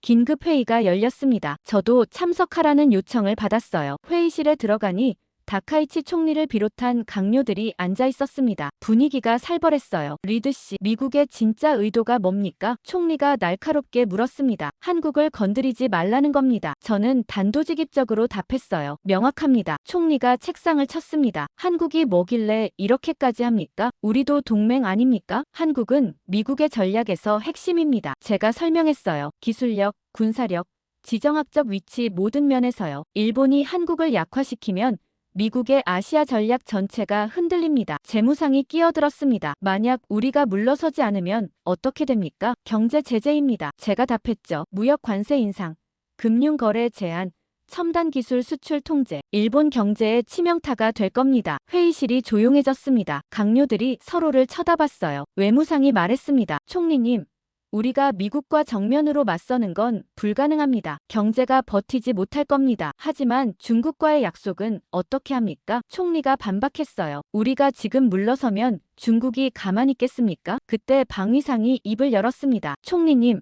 솔직히 말씀드리겠습니다. 그가 심호흡을 했어요. 우리는 한국을 이길 수 없습니다. 무슨 소리요? 총리가 그를 쳐다봤습니다. 한국의 군사력과 기술력을 재평가했습니다. 방위상이 서류를 꺼냈어요. 우리가 생각했던 것보다 훨씬 강합니다. 특히 사이버전과 잠수함 능력은 우리를 압도합니다. 총리의 표정이 굳었습니다. 중국은 어떻습니까? 중국도 마찬가지입니다. 방위상이 답했어요. 한국을 상대로 확실한 우위를 점할 수 없습니다. 오히려 한국이 예상치 못한 방식으로 반격할 가능성이 높습니다. 회의실이 다시 조용해졌습니다. 총리가 창밖을 바라봤어요. 한참 후 그가 입을 열었습니다. 우리는 이미 강을 건넜습니다. 그가 조용히 말했어요. 중국과 손잡기로 했고 한국을 견제하기로 결정했습니다. 지금 물러서면 우리는 아무것도 아닌 나라가 됩니다. 총리님, 외무상이 애원하듯 말했어요. 미국을 적으로 돌리면 안 됩니다. 미국보다 우리가 택한 길이 있습니다. 총리가 단호하게 말했죠. 중국과 함께 새로운 질서를 만들 겁니다. 한국 없는 동아시아를요. 저는 그 말을 듣고 확신했습니다. 일본은 돌아올 수 없는 다리를 건넜구나. 회의가 끝나고 복도에서 다나카 국장이 저를 불렀습니다. 리드 씨, 잠깐 이야기합시다. 우리는 빈 회의실로 들어갔어요. 다나카가 문을 닫았습니다. 총리 말 들었죠? 그가 물었어요. 들었습니다. 제가 고개를 끄덕였죠. 자살 행위입니다. 다나카가 쓴웃음을 지었습니다. 우리도 압니다. 하지만 선택은 끝났어요. 왜 이렇게까지 합니까? 제가 물었어요. 한국이 그렇게 두렵습니까? 두려운 게 아닙니다. 다나카가 고개를 저었어요. 한국이 무서운 건 인정합니다. 우리보다 강할 수도 있다는 것도 이제 알아요. 하지만 우리는 물러설 수 없습니다. 그럼 중국과 손을 잡겠다는 겁니까? 제가 확인했죠. 네. 다나카가 단호하게 말했습니다. 미국의 압박보다 중국과의 협력이 우리에게 더 이득입니다. 한국을 제압하려면 중국의 힘이 필요합니다. 그게 필요하다면 우리는 모든 걸 걸 겁니다. 저는 그를 쳐다봤습니다. 그건 자살 행위입니다. 미국을 완전히 적으로 돌리는 거예요. 다나카가 일어섰습니다. 우리는 이미 결정했습니다. 그가 문을 향해 걸으며 말했어요. 미국에 전해주십시오. 일본은 물러서지 않을 거라고요. 중국과 함께 한국을 막을 겁니다. 그게 우리가 선택한 길입니다. 그가 회의실을 나갔습니다. 저는 의자에 앉은 채 생각했어요. 일본은 정말로 돌이킬 수 없는 판단을 했구나. 미국의 경고도 소용없었어요. 경제 제재의 위협도 막지 못했죠. 일본은 중국과 손잡고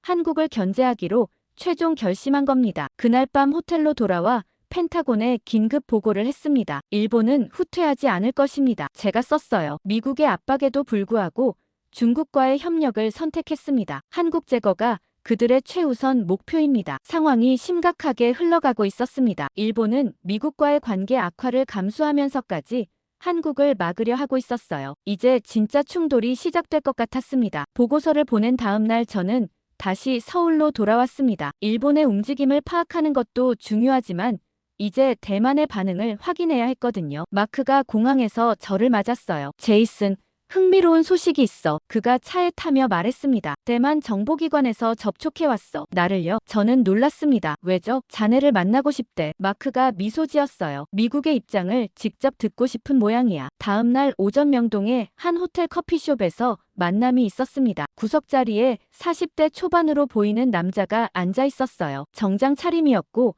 표정이 조심스러웠죠. 리드 씨시죠? 그가 일어나 악수를 청했습니다. 저는 천입니다. 대만 국가안전국 소속입니다. 저는 그의 맞은편에 앉았습니다. 마크는 근처 다른 테이블에 앉아 주변을 살폈어요. 먼 길 와주셔서 감사합니다. 천이 커피를 한 모금 마시며 말했습니다. 솔직히 말씀드리겠습니다. 우리는 매우 불안합니다. 무엇 때문입니까? 제가 물었죠. 일본과 중국의 움직임입니다. 천이 목소리를 낮췄어요. 우리는 그들이 무엇을 계획하는지 대략 파악했습니다. 대만을 나누려 한다는 것도 알고요. 어떻게 아셨습니까? 우리도 정보망이 있습니다. 천이 쓴웃음을 지었어요. 베이징과 도쿄의 비밀 접촉도 알고 있습니다. 대만 분할 계획도요. 우리를 물건처럼 나누려 하더군요. 저는 고개를 끄덕였습니다. 미국은 그런 계획을 절대 용인하지 않을 겁니다. 그게 확실합니까? 천이 날카롭게 물었어요. 일본은 미국의 동맹입니다. 미국이 정말 일본을 막을 수 있습니까? 저는 단호하게 답했습니다. 미국은 이미 입장을 정했습니다. 일본의 계획을 저지할 겁니다. 경제 제재도 불사하고요. 천이 잠시 생각하더니 물었습니다. 중국도 일본도 못 믿습니다. 그가 조심스럽게 말했어요. 미국은 어느 편입니까? 솔직히 말씀해 주십시오. 저는 잠시 망설였습니다. 하지만 거짓말할 이유가 없었어요. 미국은 한국 편입니다. 제가 분명하게 말했죠. 한국이 동아시아에서 가장 신뢰할 수 있는 동맹이기 때문입니다. 천의 눈빛이 변했습니다. 한국이요? 네. 제가 고개를 끄덕였어요. 한국은 기술력, 군사력, 경제력을 모두 갖춘 나라입니다. 게다가 중립적이고 합리적입니다. 미국이 가장 신뢰하는 파트너죠. 그럼 대만은요? 천이 물었습니다. 우리는 어떻게 해야 합니까? 저는 조심스럽게 말했습니다. 대만이 살아남으려면 한국과 가까워지는 게 가장 안전합니다. 한국화되는 거죠. 천이 미소를 지었습니다. 우리도 그렇게 생각했습니다. 그가 가방에서 서류를 꺼냈어요. 이미 준비하고 있습니다. 서류를 펼쳐보니 한국-대만 협력 계획이라고 적혀 있었습니다. 방산 협력 확대, 기술 교류 강화, 문화 교류 증진, 구체적인 항목들이 나열되어 있었죠. 벌써 이런 걸 준비하셨습니까? 제가 놀라며 물었어요. 우리는 현실주의자입니다. 천이 답했죠. 일본도 중국도 믿을 수 없다면 한국밖에 없습니다. 한국은 우리를 존중해주고 실력도 있으니까요. 한국 정부는 이걸 압니까? 제가 물었습니다. 이미 비공식 접촉을 시작했습니다. 천이 고개를 끄덕였어요. 한국 외교부와 국방부 모두요. 반응이 긍정적입니다. 저는 서류를 다시 봤습니다. 생각보다 훨씬 구체적이었어요. 한국이 동아시아의 새 중심이라는 사실을 대만은 누구보다 빨리 이해했습니다. 천이 조용히 말했어요. 우리는 생존을 위해 한국을 선택합니다. 그게 가장 현명한 길이니까요. 커피를 다 마시고 천이 일어섰습니다. 리드 씨, 미국에 전해주십시오. 그가 말했어요. 대만은 한국과 함께할 것입니다. 일본이 뭐라든 중국이 뭐라든 상관없습니다. 알겠습니다. 저는 악수를 나눴습니다. 천이 떠나고 마크가 제 테이블로 왔습니다. 어땠어? 그가 물었어요. 대만은 이미 결정했습니다. 제가 답했죠. 한국을 선택했어요. 당연하지. 마크가 웃었습니다. 일본과 중국 사이에서 살아남으려면 한국밖에 없으니까. 그날 오후 숙소로 돌아오는데 휴대폰이 울렸습니다. 펜타곤이었어요. 제이슨, 큰일 났네. 부차관보의 목소리가 급했습니다. 중국이 움직였어. 무슨 일입니까? 황해에서 실탄 훈련을 발표했어. 그가 말했어요. 48시간 후래. 시기가 묘하지 않나? 실탄 훈련이요? 저는 놀랐습니다. 왜 갑자기요? 한국을 시험하는 거야. 부차관보가 설명했어요. 일본과 중국이 함께 한국을 자극하는 거지. 한국이 어떻게 반응하는지 보려는 거야. 저는 창밖을 바라봤습니다. 이건 단순한 군사훈련 이 아니었어요. 다음 날 도쿄에서 다나카 국장에게 연락이 왔습니다. 리드 씨, 중국 실탄 훈련 소식 들었습니까? 그의 목소리가 침착했어요. 들었습니다. 제가 답했죠. 당신들이 계획한 겁니까? 다나카가 웃었습니다. 우리도 협조하고 있습니다. 한국이 움직이면 정보를 얻을 수 있으니까요. 한국의 대응 방식, 능력, 한계를 파악하는 거죠. 저는 화가 났습니다. 한국을 자극하면 두 나라 모두 끝장납니다. 제가 경고했어요. 한국은 당신들이 생각하는 것처럼 약하지 않습니다. 그래서 시험하는 겁니다. 다나카가 답했어요. 한국이 정말 강한지 확인하고 싶거든요. 만약 우리 예상대로 별것 아니라면 계획을 계속 진행하면 되고 예상보다 강하다면 전략을 수정하면 됩니다. 저는 전화를 끊었습니다. 중국과 일본이 함께 한국을 시험하려 한다니요. 마크에게 즉시 연락했습니다. 중일이 한국을 자극하고 있어요. 제가 말했죠. 실탄 훈련은 미끼입니다. 알아. 마크가 답했어요. 한국 정부도 파악했어. 지금 청와대에서 긴급 회의 중이야. 한국이 어떻게 나올까요? 제가 물었습니다. 글쎄, 마크가 말했어요. 하지만 한 가지는 확실해. 한국은 가만히 있지 않을 거야. 그날 밤 CNN에서 속보가 나왔습니다. 중국 국방부 공식 발표 36시간 후 황해 실탄 훈련 실시. 일본 방위성도 성명을 냈습니다. 중국의 훈련을 예의주시하겠다. 필요시 자위대 출동 준비. 저는 화면을 보며 생각했습니다. 중국과 일본이 동시에 움직이고 있어. 한국을 압박하려는 거야. 하지만 그들은 몰랐습니다. 한국이 얼마나 준비되어 있는지요. 한국이 어떤 방식으로 대응할지요. 저는 확신했습니다. 중일의 한국 흔들기 실험은 곧 산산조각 날 거라고요. 한국은 그들이 상상하는 것보다 훨씬 강했으니까요. 다음 날 아침 일찍 마크에게서 전화가 왔습니다. 제이슨, 지금 당장 대사관으로 와. 그의 목소리가 긴박했어요. 뭔가 시작됐어. 무슨 일입니까? 제가 급히 물었죠. 전화로는 설명 못해. 직접 와봐. 30분 후 저는 대사관 지하 상황실에 있었습니다. 여러 대의 모니터가 켜져 있었고 CIA 요원들이 분주하게 움직이고 있었어요. 마크가 저를 한 모니터 앞으로 데려갔습니다. 이거 봐. 그가 화면을 가리켰어요. 중국 인민해방군 동부전구 실시간 통신 감청이었습니다. 중국어 대화가 영어 자막과 함께 흘러나오고 있었어요. 이게 뭡니까? 제가 물었습니다. 중국 미사일 부대 통신이야. 마크가 설명했어요. 지금 황해 실탄 훈련 준비 중이거든. 발사 5분 전이래. 저는 시계를 봤습니다. 오전 10시 55분이었어요. 그런데 이상한 일이 벌어지고 있어. 마크가 말했죠. 통신 내용을 들어봐. 스피커에서 중국군 장교들의 목소리가 들렸습니다. 왜 시스템이 응답하지 않습니까? 한 장교가 다급하게 물었어요. 재부팅을 시도했지만 소용없습니다. 다른 장교가 답했죠. 발사 통제 시스템이 완전히 먹통입니다. 저는 화면에 집중했습니다. 서버 연결이 끊겼습니다. 기술병의 목소리가 들렸어요. 백업 시스템도 접속이 안 됩니다. 뭔가 우리 네트워크에 침투한 것 같습니다. 마크가 저를 쳐다봤습니다. 알아챘어? 한국입니다. 제가 중얼거렸죠. 한국이 중국 시스템을 해킹했어요. 정확해. 마크가 고개를 끄덕였어요. 한국 사이버전 사령부가 움직인 거야. 중국이 실탄 쏘기 5분 전에 발사 시스템을 완전히 무력화시켰어. 어떻게 그게 가능합니까? 저는 믿을 수 없었습니다. 중국 군사 네트워크가 그렇게 쉽게 뚫립니까? 쉽지 않지. 마크가 웃었어요. 하지만 한국은 해냈어. 아마 잠수함을 이용한 것 같아. 해저 통신 케이블을 통해 침투했을 거야. 잠수함으로요? 저는 놀랐습니다. 한국 잠수함 청룡급 말이야. 마크가 설명했어요. 특수 통신 장비를 탑재하고 있거든. 해저에서 상대방 네트워크에 접근할 수 있지. 소음이 거의 없어서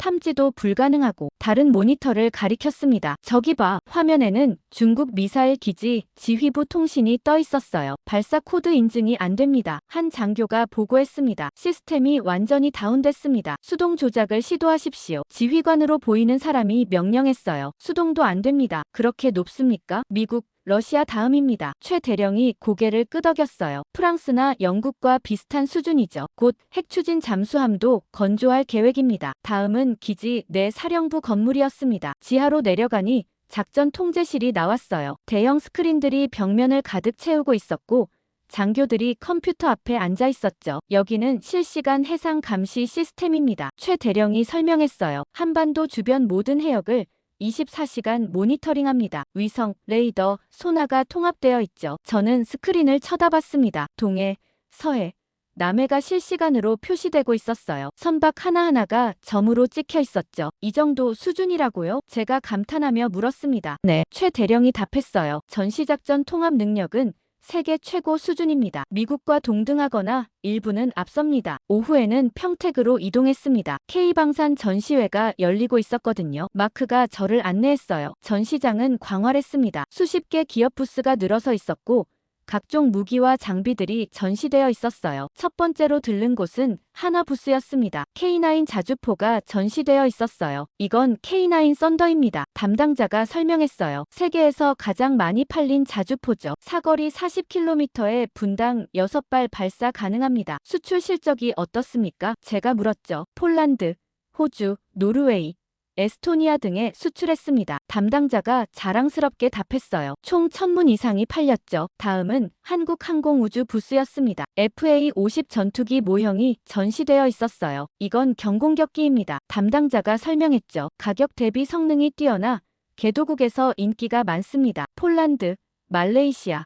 필리핀 등에 수출했고요. 미사일도 독자 생산합니까? 제가 물었습니다. 당연하죠. 담당자가 웃으며 답했어요. 현무 시리즈 탄도미사일, 해성 대한미사일, 천궁 방공미사일 모두 국산입니다. 저는 전시장을 돌며 계속 놀랐습니다. 탱크, 장갑차 헬기, 함정, 레이더, 드론 없는 게 없었어요. 모두 한국이 독자 개발한 것들이었죠. 마크가 제 옆에서 말했습니다. 어때? 예상과 다르지? 완전히 다릅니다. 저는 솔직하게 답했어요. 이 정도일 줄 몰랐습니다. 일본이 한국을 얕잡아보는 이유를 모르겠어. 마크가 고개를 저었어요. 한국 방사는 이미 세계 10위권이야. 수출액도 급증하고 있고 다음 날은 대전으로 갔습니다. 사이버전 대응센터를 방문하기 위해서였어요. 국가정보원 산하기관이었죠. 여기는 사이버 작전을 총괄하는 곳입니다. 안내를 맡은 정보관이 설명했어요. 북한, 중국, 러시아의 사이버 공격을 실시간으로 차단합니다. 상황실로 들어가니 수십 명의 요원들이 모니터를 응시하고 있었습니다. 벽면의 대형 스크린에는 세계 지도가 떠 있었고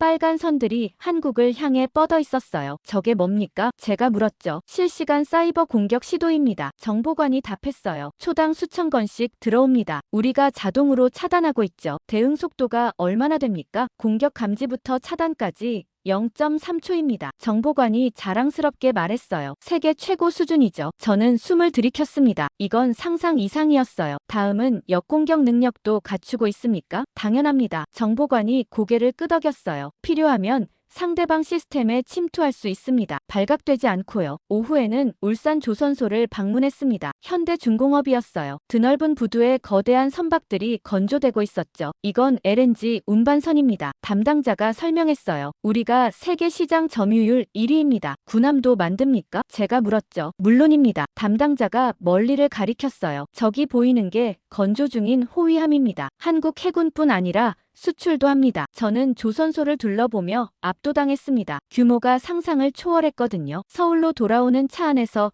저는 마크에게 말했습니다. 이건 미국의 예측을 뛰어넘는 수준인데요. 그렇지? 마크가 웃었어요. 펜타곤도 최근 들어서야 제대로 파악했어. 한국이 이 정도인 줄 몰랐던 거지. 잠수함 기술 세계 3위권, 사이버전 능력 세계 최강권, 미사일 독자 생산, 전시작전 통합 능력. 저는 손가락을 꼽으며 중얼거렸습니다. 정보전 대응 속도도 세계 최고 수준이고요. 일본이 완전히 오판했어. 마크가 고개를 저었어요. 중국도 마찬가지고 한국을 중견국 정도로 생각했는데 실제론 강대국 수준이야. 호텔에 도착해 저는 노트북을 열었습니다. 펜타곤의 보고서를 작성해야 했어요. 제목은 한국 군사력 및 기술력 재평가였습니다. 타이핑을 시작했어요. 한국은 단순한 중견국이 아닙니다. 제가 썼죠. 군사력, 기술력, 경제력 모든 면에서 강대국 수준입니다. 중국과 일본의 전략은 근본부터 잘못됐습니다. 한국을 얕잡아 본 겁니다. 보고서를 완성해 발송했습니다. 다음 날 워싱턴에서 즉각 반응이 왔습니다. 제이슨,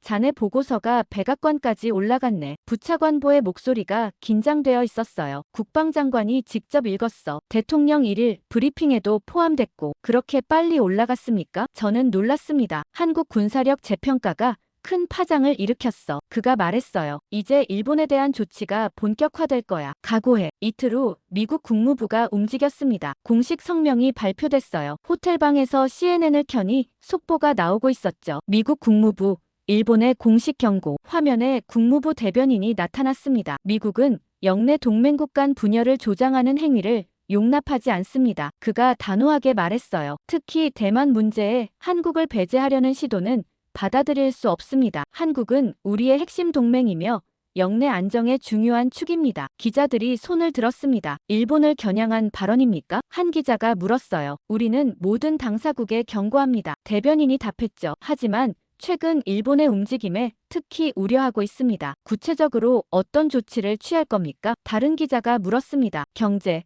외교, 군사 모든 분야에서 재검토할 것입니다. 대변인이 말했어요. 동맹 관계는 상호 신뢰가 기반입니다. 그 신뢰를 저버리면 대가가 있습니다. 저는 화면을 보며 휴대폰을 꺼냈습니다. 마크에게 문자를 보냈어요. 미국이 본격적으로 움직이기 시작했네요. 곧 답장이 왔습니다. 이제 일본이 어떻게 반응하는지 봐야지. 다음 날 일본 외무성에서 연락이 왔습니다. 리드 씨.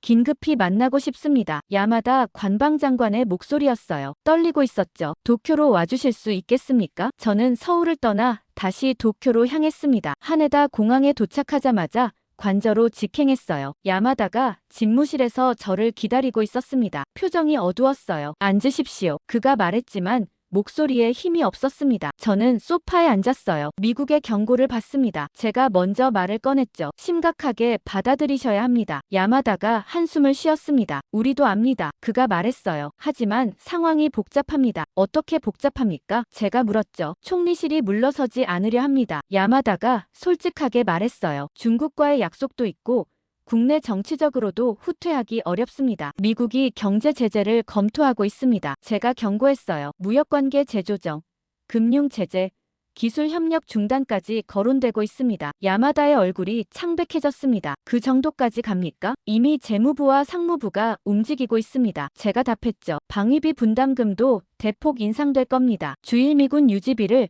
전액 일본이 부담하라는 요구도 나올 수 있어요. 야마다가 책상에 손을 짚었습니다. 이건 너무 과합니다. 과하지 않습니다. 저는 고개를 저었어요. 일본이 중국과 손잡고 한국을 견제한 게 먼저입니다. 동맹을 배신한 건 일본 쪽입니다. 그날 저녁 총리 관저에서 긴급 회의가 열렸습니다. 저도 참석하라는 요청을 받았어요. 회의실에 들어가니 다카이치 총리를 비롯한 강요들이 앉아 있었습니다. 분위기가 살벌했어요. 리드 씨, 미국의 진짜 의도가 뭡니까? 총리가 날카롭게 물었습니다. 한국을 건드리지 말라는 겁니다. 저는 단도직입적으로 답했어요. 명확합니다. 총리가 책상을 쳤습니다. 한국이 뭐길래 이렇게까지 합니까? 우리도 동맹 아닙니까? 한국은 미국의 전략에서 핵심입니다. 제가 설명했어요. 기술력, 군사력, 지정학적 위치 모든 면에서요. 일본이 한국을 약화시키면 미국의 아시아 전략 전체가 흔들립니다. 재무상이 끼어들었습니다. 만약 우리가 물러서지 않으면 어떻게 됩니까? 경제 제재입니다. 제가 답했죠. 무역 관세 인상,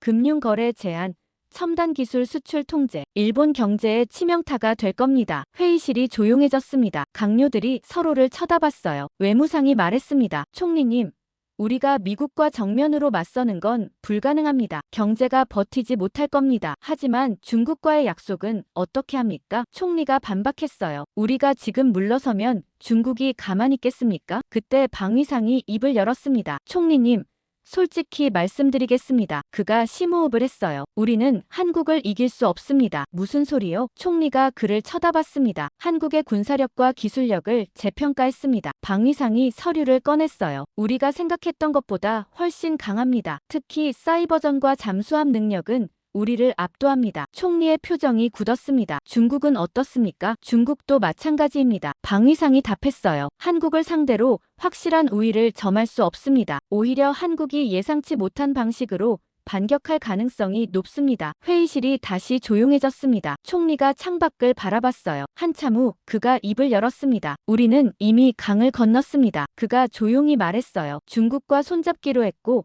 한국을 견제하기로 결정했습니다. 지금 물러서면 우리는 아무것도 아닌 나라가 됩니다. 총리님, 외무상이 애원하듯 말했어요. 미국을 적으로 돌리면 안 됩니다. 미국보다 우리가 택한 길이 있습니다. 총리가 단호하게 말했죠. 중국과 함께 새로운 질서를 만들 겁니다. 한국 없는 동아시아를요. 저는 그 말을 듣고 확신했습니다. 일본은 돌아올 수 없는 다리를 건넜구나. 회의가 끝나고 복도에서 다나카 국장이 저를 불렀습니다. 리드 씨. 잠깐 이야기합시다. 우리는 빈 회의실로 들어갔어요. 다나카가 문을 닫았습니다. 총리 말 들었죠? 그가 물었어요. 들었습니다. 제가 고개를 끄덕였죠. 자살 행위입니다. 다나카가 쓴웃음을 지었습니다. 우리도 압니다. 하지만 선택은 끝났어요. 왜 이렇게까지 합니까? 제가 물었어요. 한국이 그렇게 두렵습니까? 두려운 게 아닙니다. 다나카가 고개를 저었어요. 한국이 무서운 건 인정합니다. 우리보다 강할 수도 있다는 것도 이제 알아요. 하지만 우리는 물러설 수 없습니다. 그럼 중국과 손을 잡겠다는 겁니까? 제가 확인했죠. 네. 다나카가 단호하게 말했습니다. 미국의 압박보다 중국과의 협력이 우리에게 더 이득입니다. 한국을 제압하려면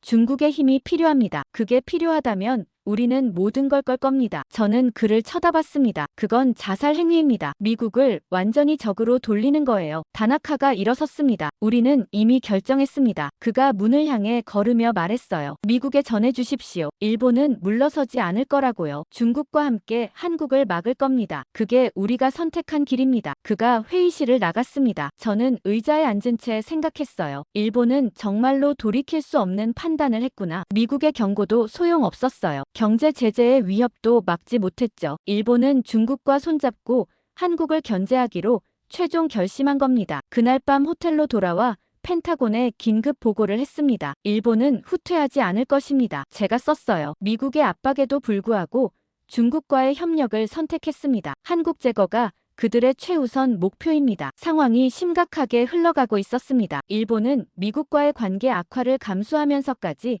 한국을 막으려 하고 있었어요. 이제 진짜 충돌이 시작될 것 같았습니다. 보고서를 보낸 다음 날 저는 다시 서울로 돌아왔습니다. 일본의 움직임을 파악하는 것도 중요하지만 이제 대만의 반응을 확인해야 했거든요. 마크가 공항에서 저를 맞았어요. 제이슨, 흥미로운 소식이 있어. 그가 차에 타며 말했습니다. 대만 정보기관에서 접촉해왔어. 나를요? 저는 놀랐습니다. 왜죠? 자네를 만나고 싶대. 마크가 미소 지었어요. 미국의 입장을 직접 듣고 싶은 모양이야. 다음 날 오전 명동의 한 호텔 커피숍에서 만남이 있었습니다. 구석자리에 40대 초반으로 보이는 남자가 앉아 있었어요. 정장 차림이었고 표정이 조심스러웠죠. 리드 씨시죠? 그가 일어나 악수를 청했습니다. 저는 천입니다. 대만 국가안전국 소속입니다. 저는 그의 맞은편에 앉았습니다. 마크는 근처 다른 테이블에 앉아 주변을 살폈어요. 먼 길 와주셔서 감사합니다. 천이 커피를 한 모금 마시며 말했습니다. 솔직히 말씀드리겠습니다. 우리는 매우 불안합니다. 무엇 때문입니까? 제가 물었죠. 일본과 중국의 움직임입니다. 천이 목소리를 낮췄어요. 우리는 그들이 무엇을 계획하는지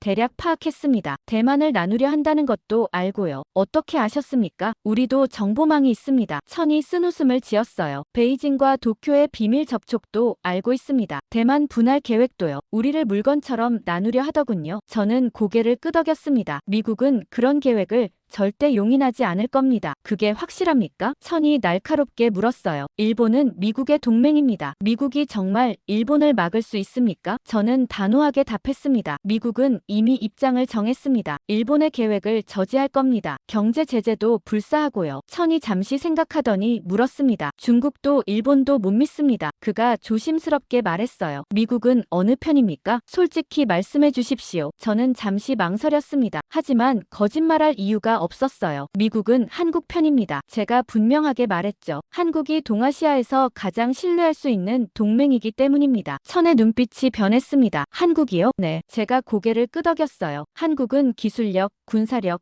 경제력을 모두 갖춘 나라입니다. 게다가 중립적이고 합리적입니다. 미국이 가장 신뢰하는 파트너죠. 그럼 대만은요? 천이 물었습니다. 우리는 어떻게 해야 합니까? 저는 조심스럽게 말했습니다. 대만이 살아남으려면 한국과 가까워지는 게 가장 안전합니다. 한국화되는 거죠. 천이 미소를 지었습니다. 우리도 그렇게 생각했습니다. 그가 가방에서 서류를 꺼냈어요. 이미 준비하고 있습니다. 서류를 펼쳐보니 한국-대만 협력 계획이라고 적혀 있었습니다. 방산 협력 확대, 기술 교류 강화, 문화 교류 증진, 구체적인 항목들이 나열되어 있었죠. 벌써 이런 걸 준비하셨습니까? 제가 놀라며 물었어요. 우리는 현실주의자입니다. 천이 답했죠. 일본도 중국도 믿을 수 없다면 한국밖에 없습니다. 한국은 우리를 존중해주고 실력도 있으니까요. 한국 정부는 이걸 압니까? 제가 물었습니다. 이미 비공식 접촉을 시작했습니다. 천이 고개를 끄덕였어요. 한국 외교부와 국방부 모두요. 반응이 긍정적입니다. 저는 서류를 다시 봤습니다. 생각보다 훨씬 구체적이었어요. 한국이 동아시아의 새 중심이라는 사실을 대만은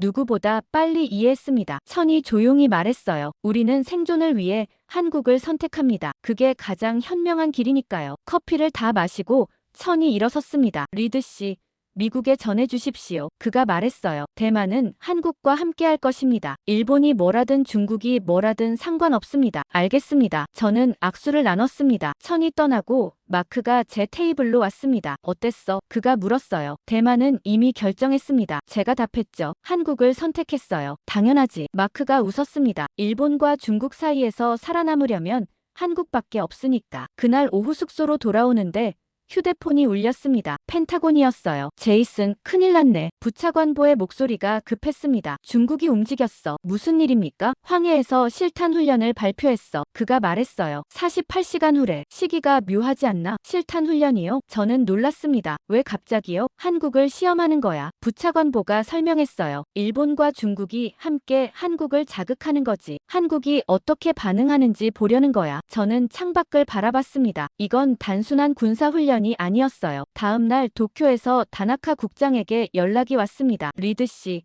중국 실탄 훈련 소식 들었습니까? 그의 목소리가 침착했어요. 들었습니다. 제가 답했죠. 당신들이 계획한 겁니까? 다나카가 웃었습니다. 우리도 협조하고 있습니다. 한국이 움직이면 정보를 얻을 수 있으니까요. 한국의 대응 방식, 능력, 한계를 파악하는 거죠. 저는 화가 났습니다. 한국을 자극하면 두 나라 모두 끝장납니다. 제가 경고했어요. 한국은 당신들이 생각하는 것처럼 약하지 않습니다. 그래서 시험하는 겁니다. 다나카가 답했어요. 한국이 정말 강한지 확인하고 싶거든요. 만약 우리 예상대로 별것 아니라면 계획을 계속 진행하면 되고 예상보다 강하다면 전략을 수정하면 됩니다. 저는 전화를 끊었습니다. 중국과 일본이 함께 한국을 시험하려 한다니요. 마크에게 즉시 연락했습니다. 중일이 한국을 자극하고 있어요. 제가 말했죠. 실탄 훈련은 미끼입니다. 알아. 마크가 답했어요. 한국 정부도 파악했어. 지금 청와대에서 긴급 회의 중이야. 한국이 어떻게 나올까요? 제가 물었습니다. 글쎄, 마크가 말했어요. 하지만 한 가지는 확실해. 한국은 가만히 있지 않을 거야. 그날 밤 CNN에서 속보가 나왔습니다. 중국 국방부 공식 발표 36시간 후 황해 실탄 훈련 실시. 일본 방위성도 성명을 냈습니다. 중국의 훈련을 예의주시하겠다. 필요시 자위대 출동 준비. 저는 화면을 보며 생각했습니다. 중국과 일본이 동시에 움직이고 있어. 한국을 압박하려는 거야. 하지만 그들은 몰랐습니다. 한국이 얼마나 준비되어 있는지요. 한국이 어떤 방식으로 대응할지요. 저는 확신했습니다. 중일의 한국 흔들기 실험은 곧 산산조각 날 거라고요. 한국은 그들이 상상하는 것보다 훨씬 강했으니까요. 다음 날 아침 일찍 마크에게서 전화가 왔습니다. 제이슨, 지금 당장 대사관으로 와. 그의 목소리가 긴박했어요. 뭔가 시작됐어. 무슨 일입니까? 제가 급히 물었죠. 전화로는 설명 못해. 직접 와봐. 30분 후 저는 대사관 지하 상황실에 있었습니다. 여러 대의 모니터가 켜져 있었고 CIA 요원들이 분주하게 움직이고 있었어요. 마크가 저를 한 모니터 앞으로 데려갔습니다. 이거 봐. 그가 화면을 가리켰어요. 중국 인민해방군 동부전구 실시간 통신 감청이었습니다. 중국어 대화가 영어 자막과 함께 흘러나오고 있었어요. 이게 뭡니까? 제가 물었습니다. 중국 미사일 부대 통신이야. 마크가 설명했어요. 지금 황해 실탄 훈련 준비 중이거든. 발사 5분 전이래. 저는 시계를 봤습니다. 오전 10시 55분이었어요. 그런데 이상한 일이 벌어지고 있어. 마크가 말했죠. 통신 내용을 들어봐. 스피커에서 중국군 장교들의 목소리가 들렸습니다. 왜 시스템이 응답하지 않습니까? 한 장교가 다급하게 물었어요. 재부팅을 시도했지만 소용없습니다. 다른 장교가 답했죠. 발사 통제 시스템이 완전히 먹통입니다. 저는 화면에 집중했습니다. 서버 연결이 끊겼습니다. 기술병의 목소리가 들렸어요. 백업 시스템도 접속이 안 됩니다. 뭔가 우리 네트워크에 침투한 것 같습니다. 마크가 저를 쳐다봤습니다. 알아챘어? 한국입니다. 제가 중얼거렸죠. 한국이 중국 시스템을 해킹했어요. 정확해. 마크가 고개를 끄덕였어요. 한국 사이버전 사령부가 움직인 거야. 중국이 실탄 쏘기 5분 전에 발사 시스템을 완전히 무력화시켰어. 어떻게 그게 가능합니까? 저는 믿을 수 없었습니다. 중국 군사 네트워크가 그렇게 쉽게 뚫립니까? 쉽지 않지. 마크가 웃었어요. 하지만 한국은 해냈어. 아마 잠수함을 이용한 것 같아. 해저 통신 케이블을 통해 침투했을 거야. 잠수함으로요? 저는 놀랐습니다. 한국 잠수함 청룡급 말이야. 마크가 설명했어요. 특수 통신 장비를 탑재하고 있거든. 해저에서 상대방 네트워크에 접근할 수 있지. 소음이 거의 없어서 탐지도 불가능하고. 다른 모니터를 가리켰습니다. 저기 봐. 화면에는 중국 미사일 기지 지휘부 통신이 떠 있었어요. 발사 코드 인증이 안 됩니다. 한 장교가 보고했습니다. 시스템이 완전히 다운됐습니다. 수동 조작을 시도하십시오. 지휘관으로 보이는 사람이 명령했어요. 수동 기술병이 답했죠. 모든 통제권을 잃었습니다. 누군가 우리 시스템을 장악했습니다. 저는 숨을 죽이고 들었습니다. 이건 해킹이 아니었어요. 완전한 장악이었죠. 일본도 감청하고 있어? 제가 마크에게 물었습니다. 당연하지. 마크가 다른 모니터를 켰어요. 일본 방위성 긴급 통신이야. 화면에 일본어 대화가 나타났습니다. 중국 실탄 훈련이 지연되고 있습니다. 일본 정보관이 보고했어요. 시스템 문제라고 합니다. 무슨 문제입니까? 다나카의 목소리가 들렸습니다. 확인 중입니다. 정보관이 답했죠. 하지만 이상합니다. 갑자기 모든 게 멈췄다고 합니다. 한국입니까? 다나카가 날카롭게 물었어요. 가능성이 높습니다. 정보관이 조심스럽게 답했습니다. 마크가 웃었습니다. 일본도 눈치챘네. 11시가 됐습니다. 중국 실탄 훈련 예정 시각이었어요. 하지만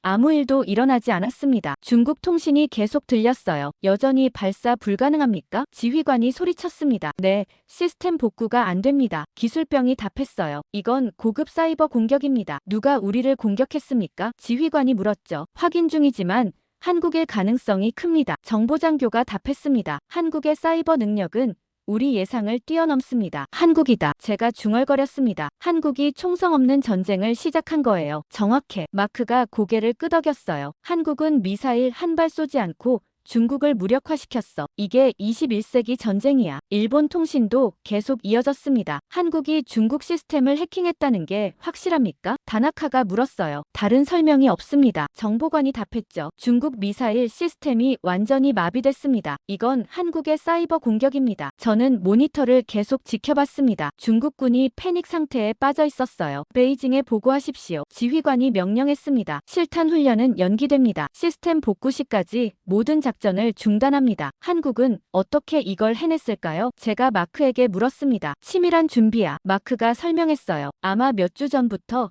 중국 네트워크를 분석했을 거야. 취약점을 찾아내고 침투 경로를 확보하고 말이지. 그러다가 중국이 실탄 훈련을 발표하자 실행에 옮긴 거지. 잠수함은 언제 움직였을까요? 아마 어젯밤부터. 마크가 추측했어요. 청룡급이 황해 깊은 곳으로 들어가서 해저 케이블에 접근했을 거야. 그리고 오늘 새벽부터 본격적으로 시스템에 침투하기 시작했겠지. 중국이 눈치챘을까요? 전혀. 마크가 고개를 저었어요. 한국 잠수함 소음 수준은 세계 최고야. 탐지가 거의 불가능하지. 중국은 자기들 시스템이 왜 마비됐는지 이제야 알아차린 거야. 다른 모니터에서 일본과 중국 간 통신이 포착됐습니다. 이게 뭡니까? 중국 측이 일본에게 화를 내고 있었어요. 당신들 정보가 틀렸습니다. 중국 장교가 말했습니다. 한국이 이 정도 능력을 가졌다는 걸 왜 말하지 않았습니까? 우리도 몰랐습니다. 일본 측이 변명했어요. 한국의 사이버 능력을 과소평가했습니다. 이건 작전 실패입니다. 중국 측이 비난했죠. 당신들과의 협력을 재검토해야겠습니다. 마크가 웃음을 터뜨렸습니다. 시작됐어. 중국과 일본이 서로 비난하기 시작했어. 연합작전이 무너지고 있어. 정말 그러네요. 저는 감탄했습니다. 한국이 총 한 발 쏘지 않고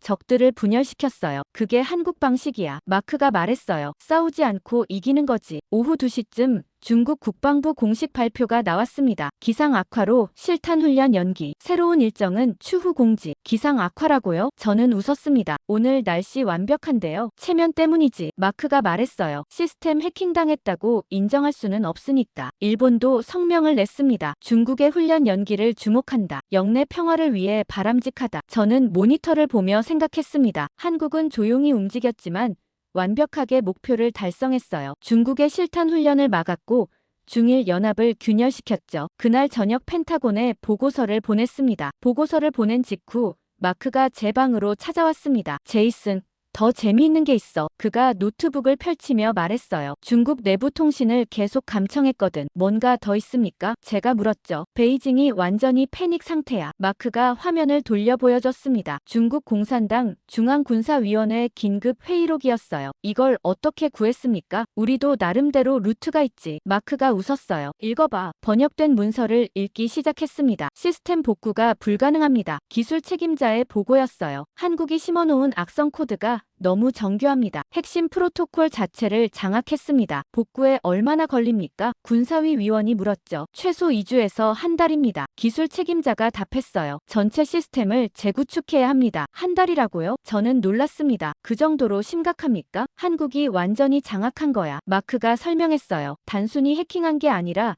시스템 자체를 지배하고 있는 거지. 중국이 복구하려 해도 한국이 원하면 언제든 다시 막을 수 있어. 문서를 계속 읽었습니다. 일본은 뭐라고 합니까? 한 위원이 물었어요. 일본도 놀란 것 같습니다. 정보 담당자가 답했죠. 그들도 한국의 능력을 과소평가했다고 인정했습니다. 이건 일본의 정보 실패입니다. 위원이 화를 냈어요. 그들이 한국은 약하다고 했습니다. 우리가 조금만 압박하면 무너진다고 했습니다. 거짓말이었습니까? 그들도 몰랐던 것 같습니다. 정보 담당자가 답했어요. 한국의 진짜 능력은 철저히 숨겨져 있었습니다. 마크가 화면을 넘겼습니다. 더 있어. 다음 페이지에는 중국 측 평가가 적혀 있었어요. 한국의 사이버 능력은 세계 최강 수준입니다. 분석관의 보고였죠. 미국과 동등하거나 일부 분야에서는 앞섭니다. 특히 스텔스 침투와 시스템 장악 능력이 뛰어납니다. 잠수함을 이용한 해저 침투 방식도 새로운 전술입니다. 우리는 이를 탐지하지 못했습니까? 위원이 물었어요. 전혀 못했습니다. 분석관이 답했죠. 한국 잠수함의 소음 수준이 우리 예상을 뛰어넘었습니다. 해저에서 며칠간 작전을 수행했는데 단 한 번도 탐지되지 않았습니다. 저는 문서를 덮었습니다. 중국이 완전히 당한 거군요. 그것뿐이 아니야. 마크가 다른 파일을 열었어요. 일본 방위성 내부 문서야. 화면에 일본어 문서가 나타났습니다. 영어 번역본이 옆에 있었어요. 한국 제거 작전은 실패했습니다. 다나카의 보고서였어요. 우리는 한국을 완전히 오판했습니다. 한국의 군사 기술력은 우리 예상의 3배 이상입니다. 특히 사이버전 능력과 잠수함 기술은 세계 최정상급입니다. 중국도 마찬가지입니까? 방위상이 물었죠. 중국도 한국을 막을 수 없습니다. 다나카가 답했어요. 오늘 작전으로 확인됐습니다. 중국의 최신 미사일 시스템이 한국에게 무력화됐습니다. 이는 중국 군사력 전체가 한국에게 취약하다는 의미입니다. 그럼 우리 계획은 어떻게 됩니까? 방위상이 물었습니다. 재검토가 필요합니다. 다나카가 답했죠. 한국과 정면으로 맞서는 건 불가능합니다. 중국과의 협력도 재고해야 합니다. 중국이 한국을 막지 못한다면 우리 연합은 의미가 없습니다. 마크가 화면을 끄며 말했습니다. 봤지? 일본도 포기 모드야. 정말 그렇네요. 저는 감탄했습니다. 한국 하나가 중국과 일본을 동시에 꺾었어요. 그날 밤 도쿄에서 다나카가 전화를 걸어왔습니다. 리드 씨, 한국이 대단하더군요. 그의 목소리가 지쳐 있었어요. 우리가 완전히 틀렸습니다. 인정하시는 겁니까? 제가 물었죠. 인정할 수밖에 없습니다. 다나카가 한숨을 쉬었어요. 오늘 본 것이 증거입니다. 한국은 우리가 상상한 것보다 훨씬 강합니다. 다나카가 전화를 끊기 전에 말했습니다. 리드 씨, 한 가지만 물어봐도 됩니까? 뭡니까? 한국은 왜 우리를 완전히 파괴하지 않았습니까? 그가 진지하게 물었어요. 오늘 우리 시스템도 해킹할 수 있었을 텐데 중국만 타격했습니다. 왜죠? 저는 잠시 생각했습니다. 한국은 적을 만들지 않으려 합니다. 제가 답했어요. 필요한 만큼만 힘을 쓰죠. 중국의 도발을 막는 게 목표였지 일본을 굴복시키는 게 아니었으니까요. 다나카가 조용히 말했습니다. 그게 더 무섭습니다. 힘이 있어도 절제하는 나라라는 뜻이니까요. 전화가 끊겼습니다. 다음 날 아침 베이징에서도 움직임이 있었습니다. 중국 외교부 대변인 브리핑이었어요. 우리는 영내 평화를 중시합니다. 대변인이 말했어요. 군사훈련 일정은 상황을 고려해 조정했습니다. 한국과의 관계는 어떻습니까? 기자가 물었습니다. 한국은 중요한 이웃입니다. 대변인이 신중하게 답했어요. 우리는 한국과의 협력을 중시합니다. 마크가 제 옆에서 웃었습니다. 중국이 완전히 태도를 바꿨어. 어제까지만 해도 한국을 무시하더니 이제는 존중한대. 힘을 보여줬으니까요. 제가 말했죠. 일본도 마찬가지고요. 그날 저녁 펜타곤에서 화상회의가 소집됐습니다. 국방장관과 합참의장, 국무부 차관이 모두 참석했어요. 제이슨, 자네 보고서 잘 읽었네. 국방장관이 말했습니다. 한국이 정말 대단하더군. 직접 목격했습니다. 제가 답했어요. 한국은 총 한 발 쏘지 않고 중국을 무력화시켰습니다. 중일 연합도 붕괴시켰고요. 합참의장이 물었습니다. 한국의 다음 행동은 뭘까? 협상입니다. 제가 답했죠. 한국은 힘을 보여줬으니 이제 대화를 요구할 겁니다. 자기들 조건으로요. 국무부 차관이 고개를 끄덕였습니다. 그게 한국 방식이지. 싸워서 이긴 다음 협상 테이블로 끌어들이는 거야. 우리가 도와줄 게 있나? 국방장관이 물었어요. 한국이 주도하게 두는 게 최선입니다. 제가 답했습니다. 미국은 지지만 하면 됩니다. 한국이 알아서 할 겁니다. 화상회의가 끝나고 창밖을 바라봤습니다. 다음 날 아침 일찍 마크에게서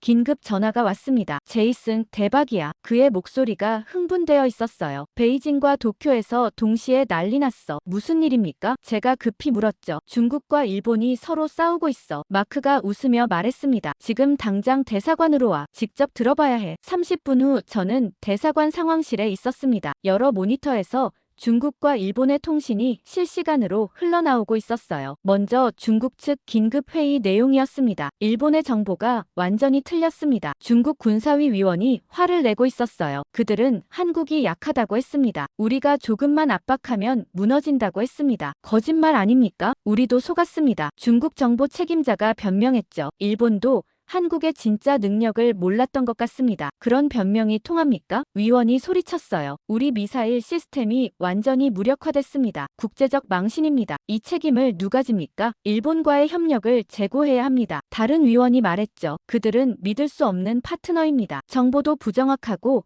능력도 과대평가되어 있습니다. 마크가 제 옆에서 속삭였습니다. 중국이 일본한테 완전히 등 돌리고 있어. 이제 일본 쪽을 들어봐. 다른 모니터로 시선을 옮겼습니다. 도쿄 방위성 긴급 회의였어요. 중국이 우리를 비난하고 있습니다. 정보관이 보고했어요. 작전 실패 책임을 우리한테 떠넘기려 합니다. 중국 기술이 형편없어서 뚫린 거 아닙니까? 한 장교가 반박했죠. 왜 우리 탓을 합니까? 중국은 그렇게 생각하지 않습니다. 정보관이 답했어요. 우리가 한국 정보를 잘못 제공했다고 주장합니다. 협력 관계를 재검토하겠다고 합니다. 다나카 국장이 끼어들었습니다. 솔직히 우리도 중국을 믿을 수 없습니다. 그가 말했어요. 그들은 한국 하나 제대로 못 막았습니다. 군사력이 과대평가됐습니다. 이런 파트너와 계속 협력할 수 없습니다. 그럼 우리 계획은 어떻게 됩니까? 방위상이 물었죠.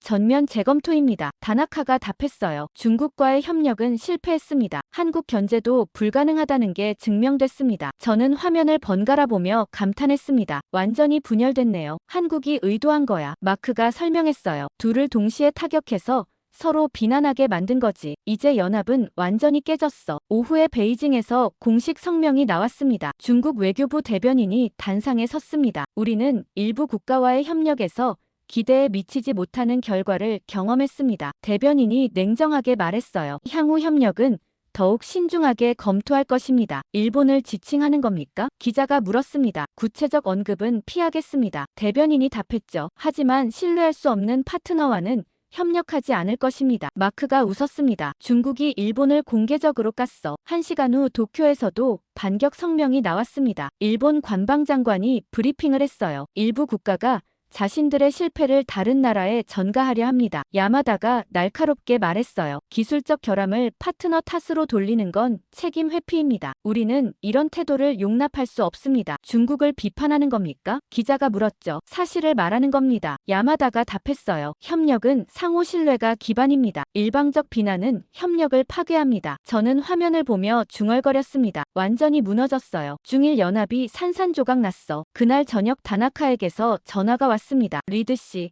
한국이 우리를 완전히 이겼습니다. 그의 목소리가 패배감으로 가득했어요. 중국과의 협력도 끝났습니다. 서로 비난만 하고 있습니다. 예상하셨어야죠. 제가 말했습니다. 한국을 건드리면 이렇게 됩니다. 다나카가 한숨을 쉬었습니다. 우리는 한국을 완전히 오판했습니다. 군사력만이 아니라 전략적 사고까지요. 한국은 우리를 싸우지도 않고 분열시켰습니다. 이제 어떻게 하실 겁니까? 제가 물었죠. 후퇴할 수밖에 없습니다. 다나카가 답했어요. 한국과의 대립은 불가능합니다. 중국도 믿을 수 없고요. 우리는 완전히 고립됐습니다. 다음 날 베이징에서도 비슷한 연락이 왔습니다. 중국 정보 당국자가 마크를 통해 메시지를 보냈어요. 우리는 한국을 과소평가했습니다. 메시지 내용이었죠. 일본과의 협력도 실패했습니다. 우리는 전략을 바꿔야 합니다. 한국과 대화해야 합니다. 마크가 저에게 메시지를 보여줬습니다. 봤어? 중국도 백기 들었어. 정말 그렇네요. 저는 감탄했습니다. 한국이 총 한 발 쏘지 않고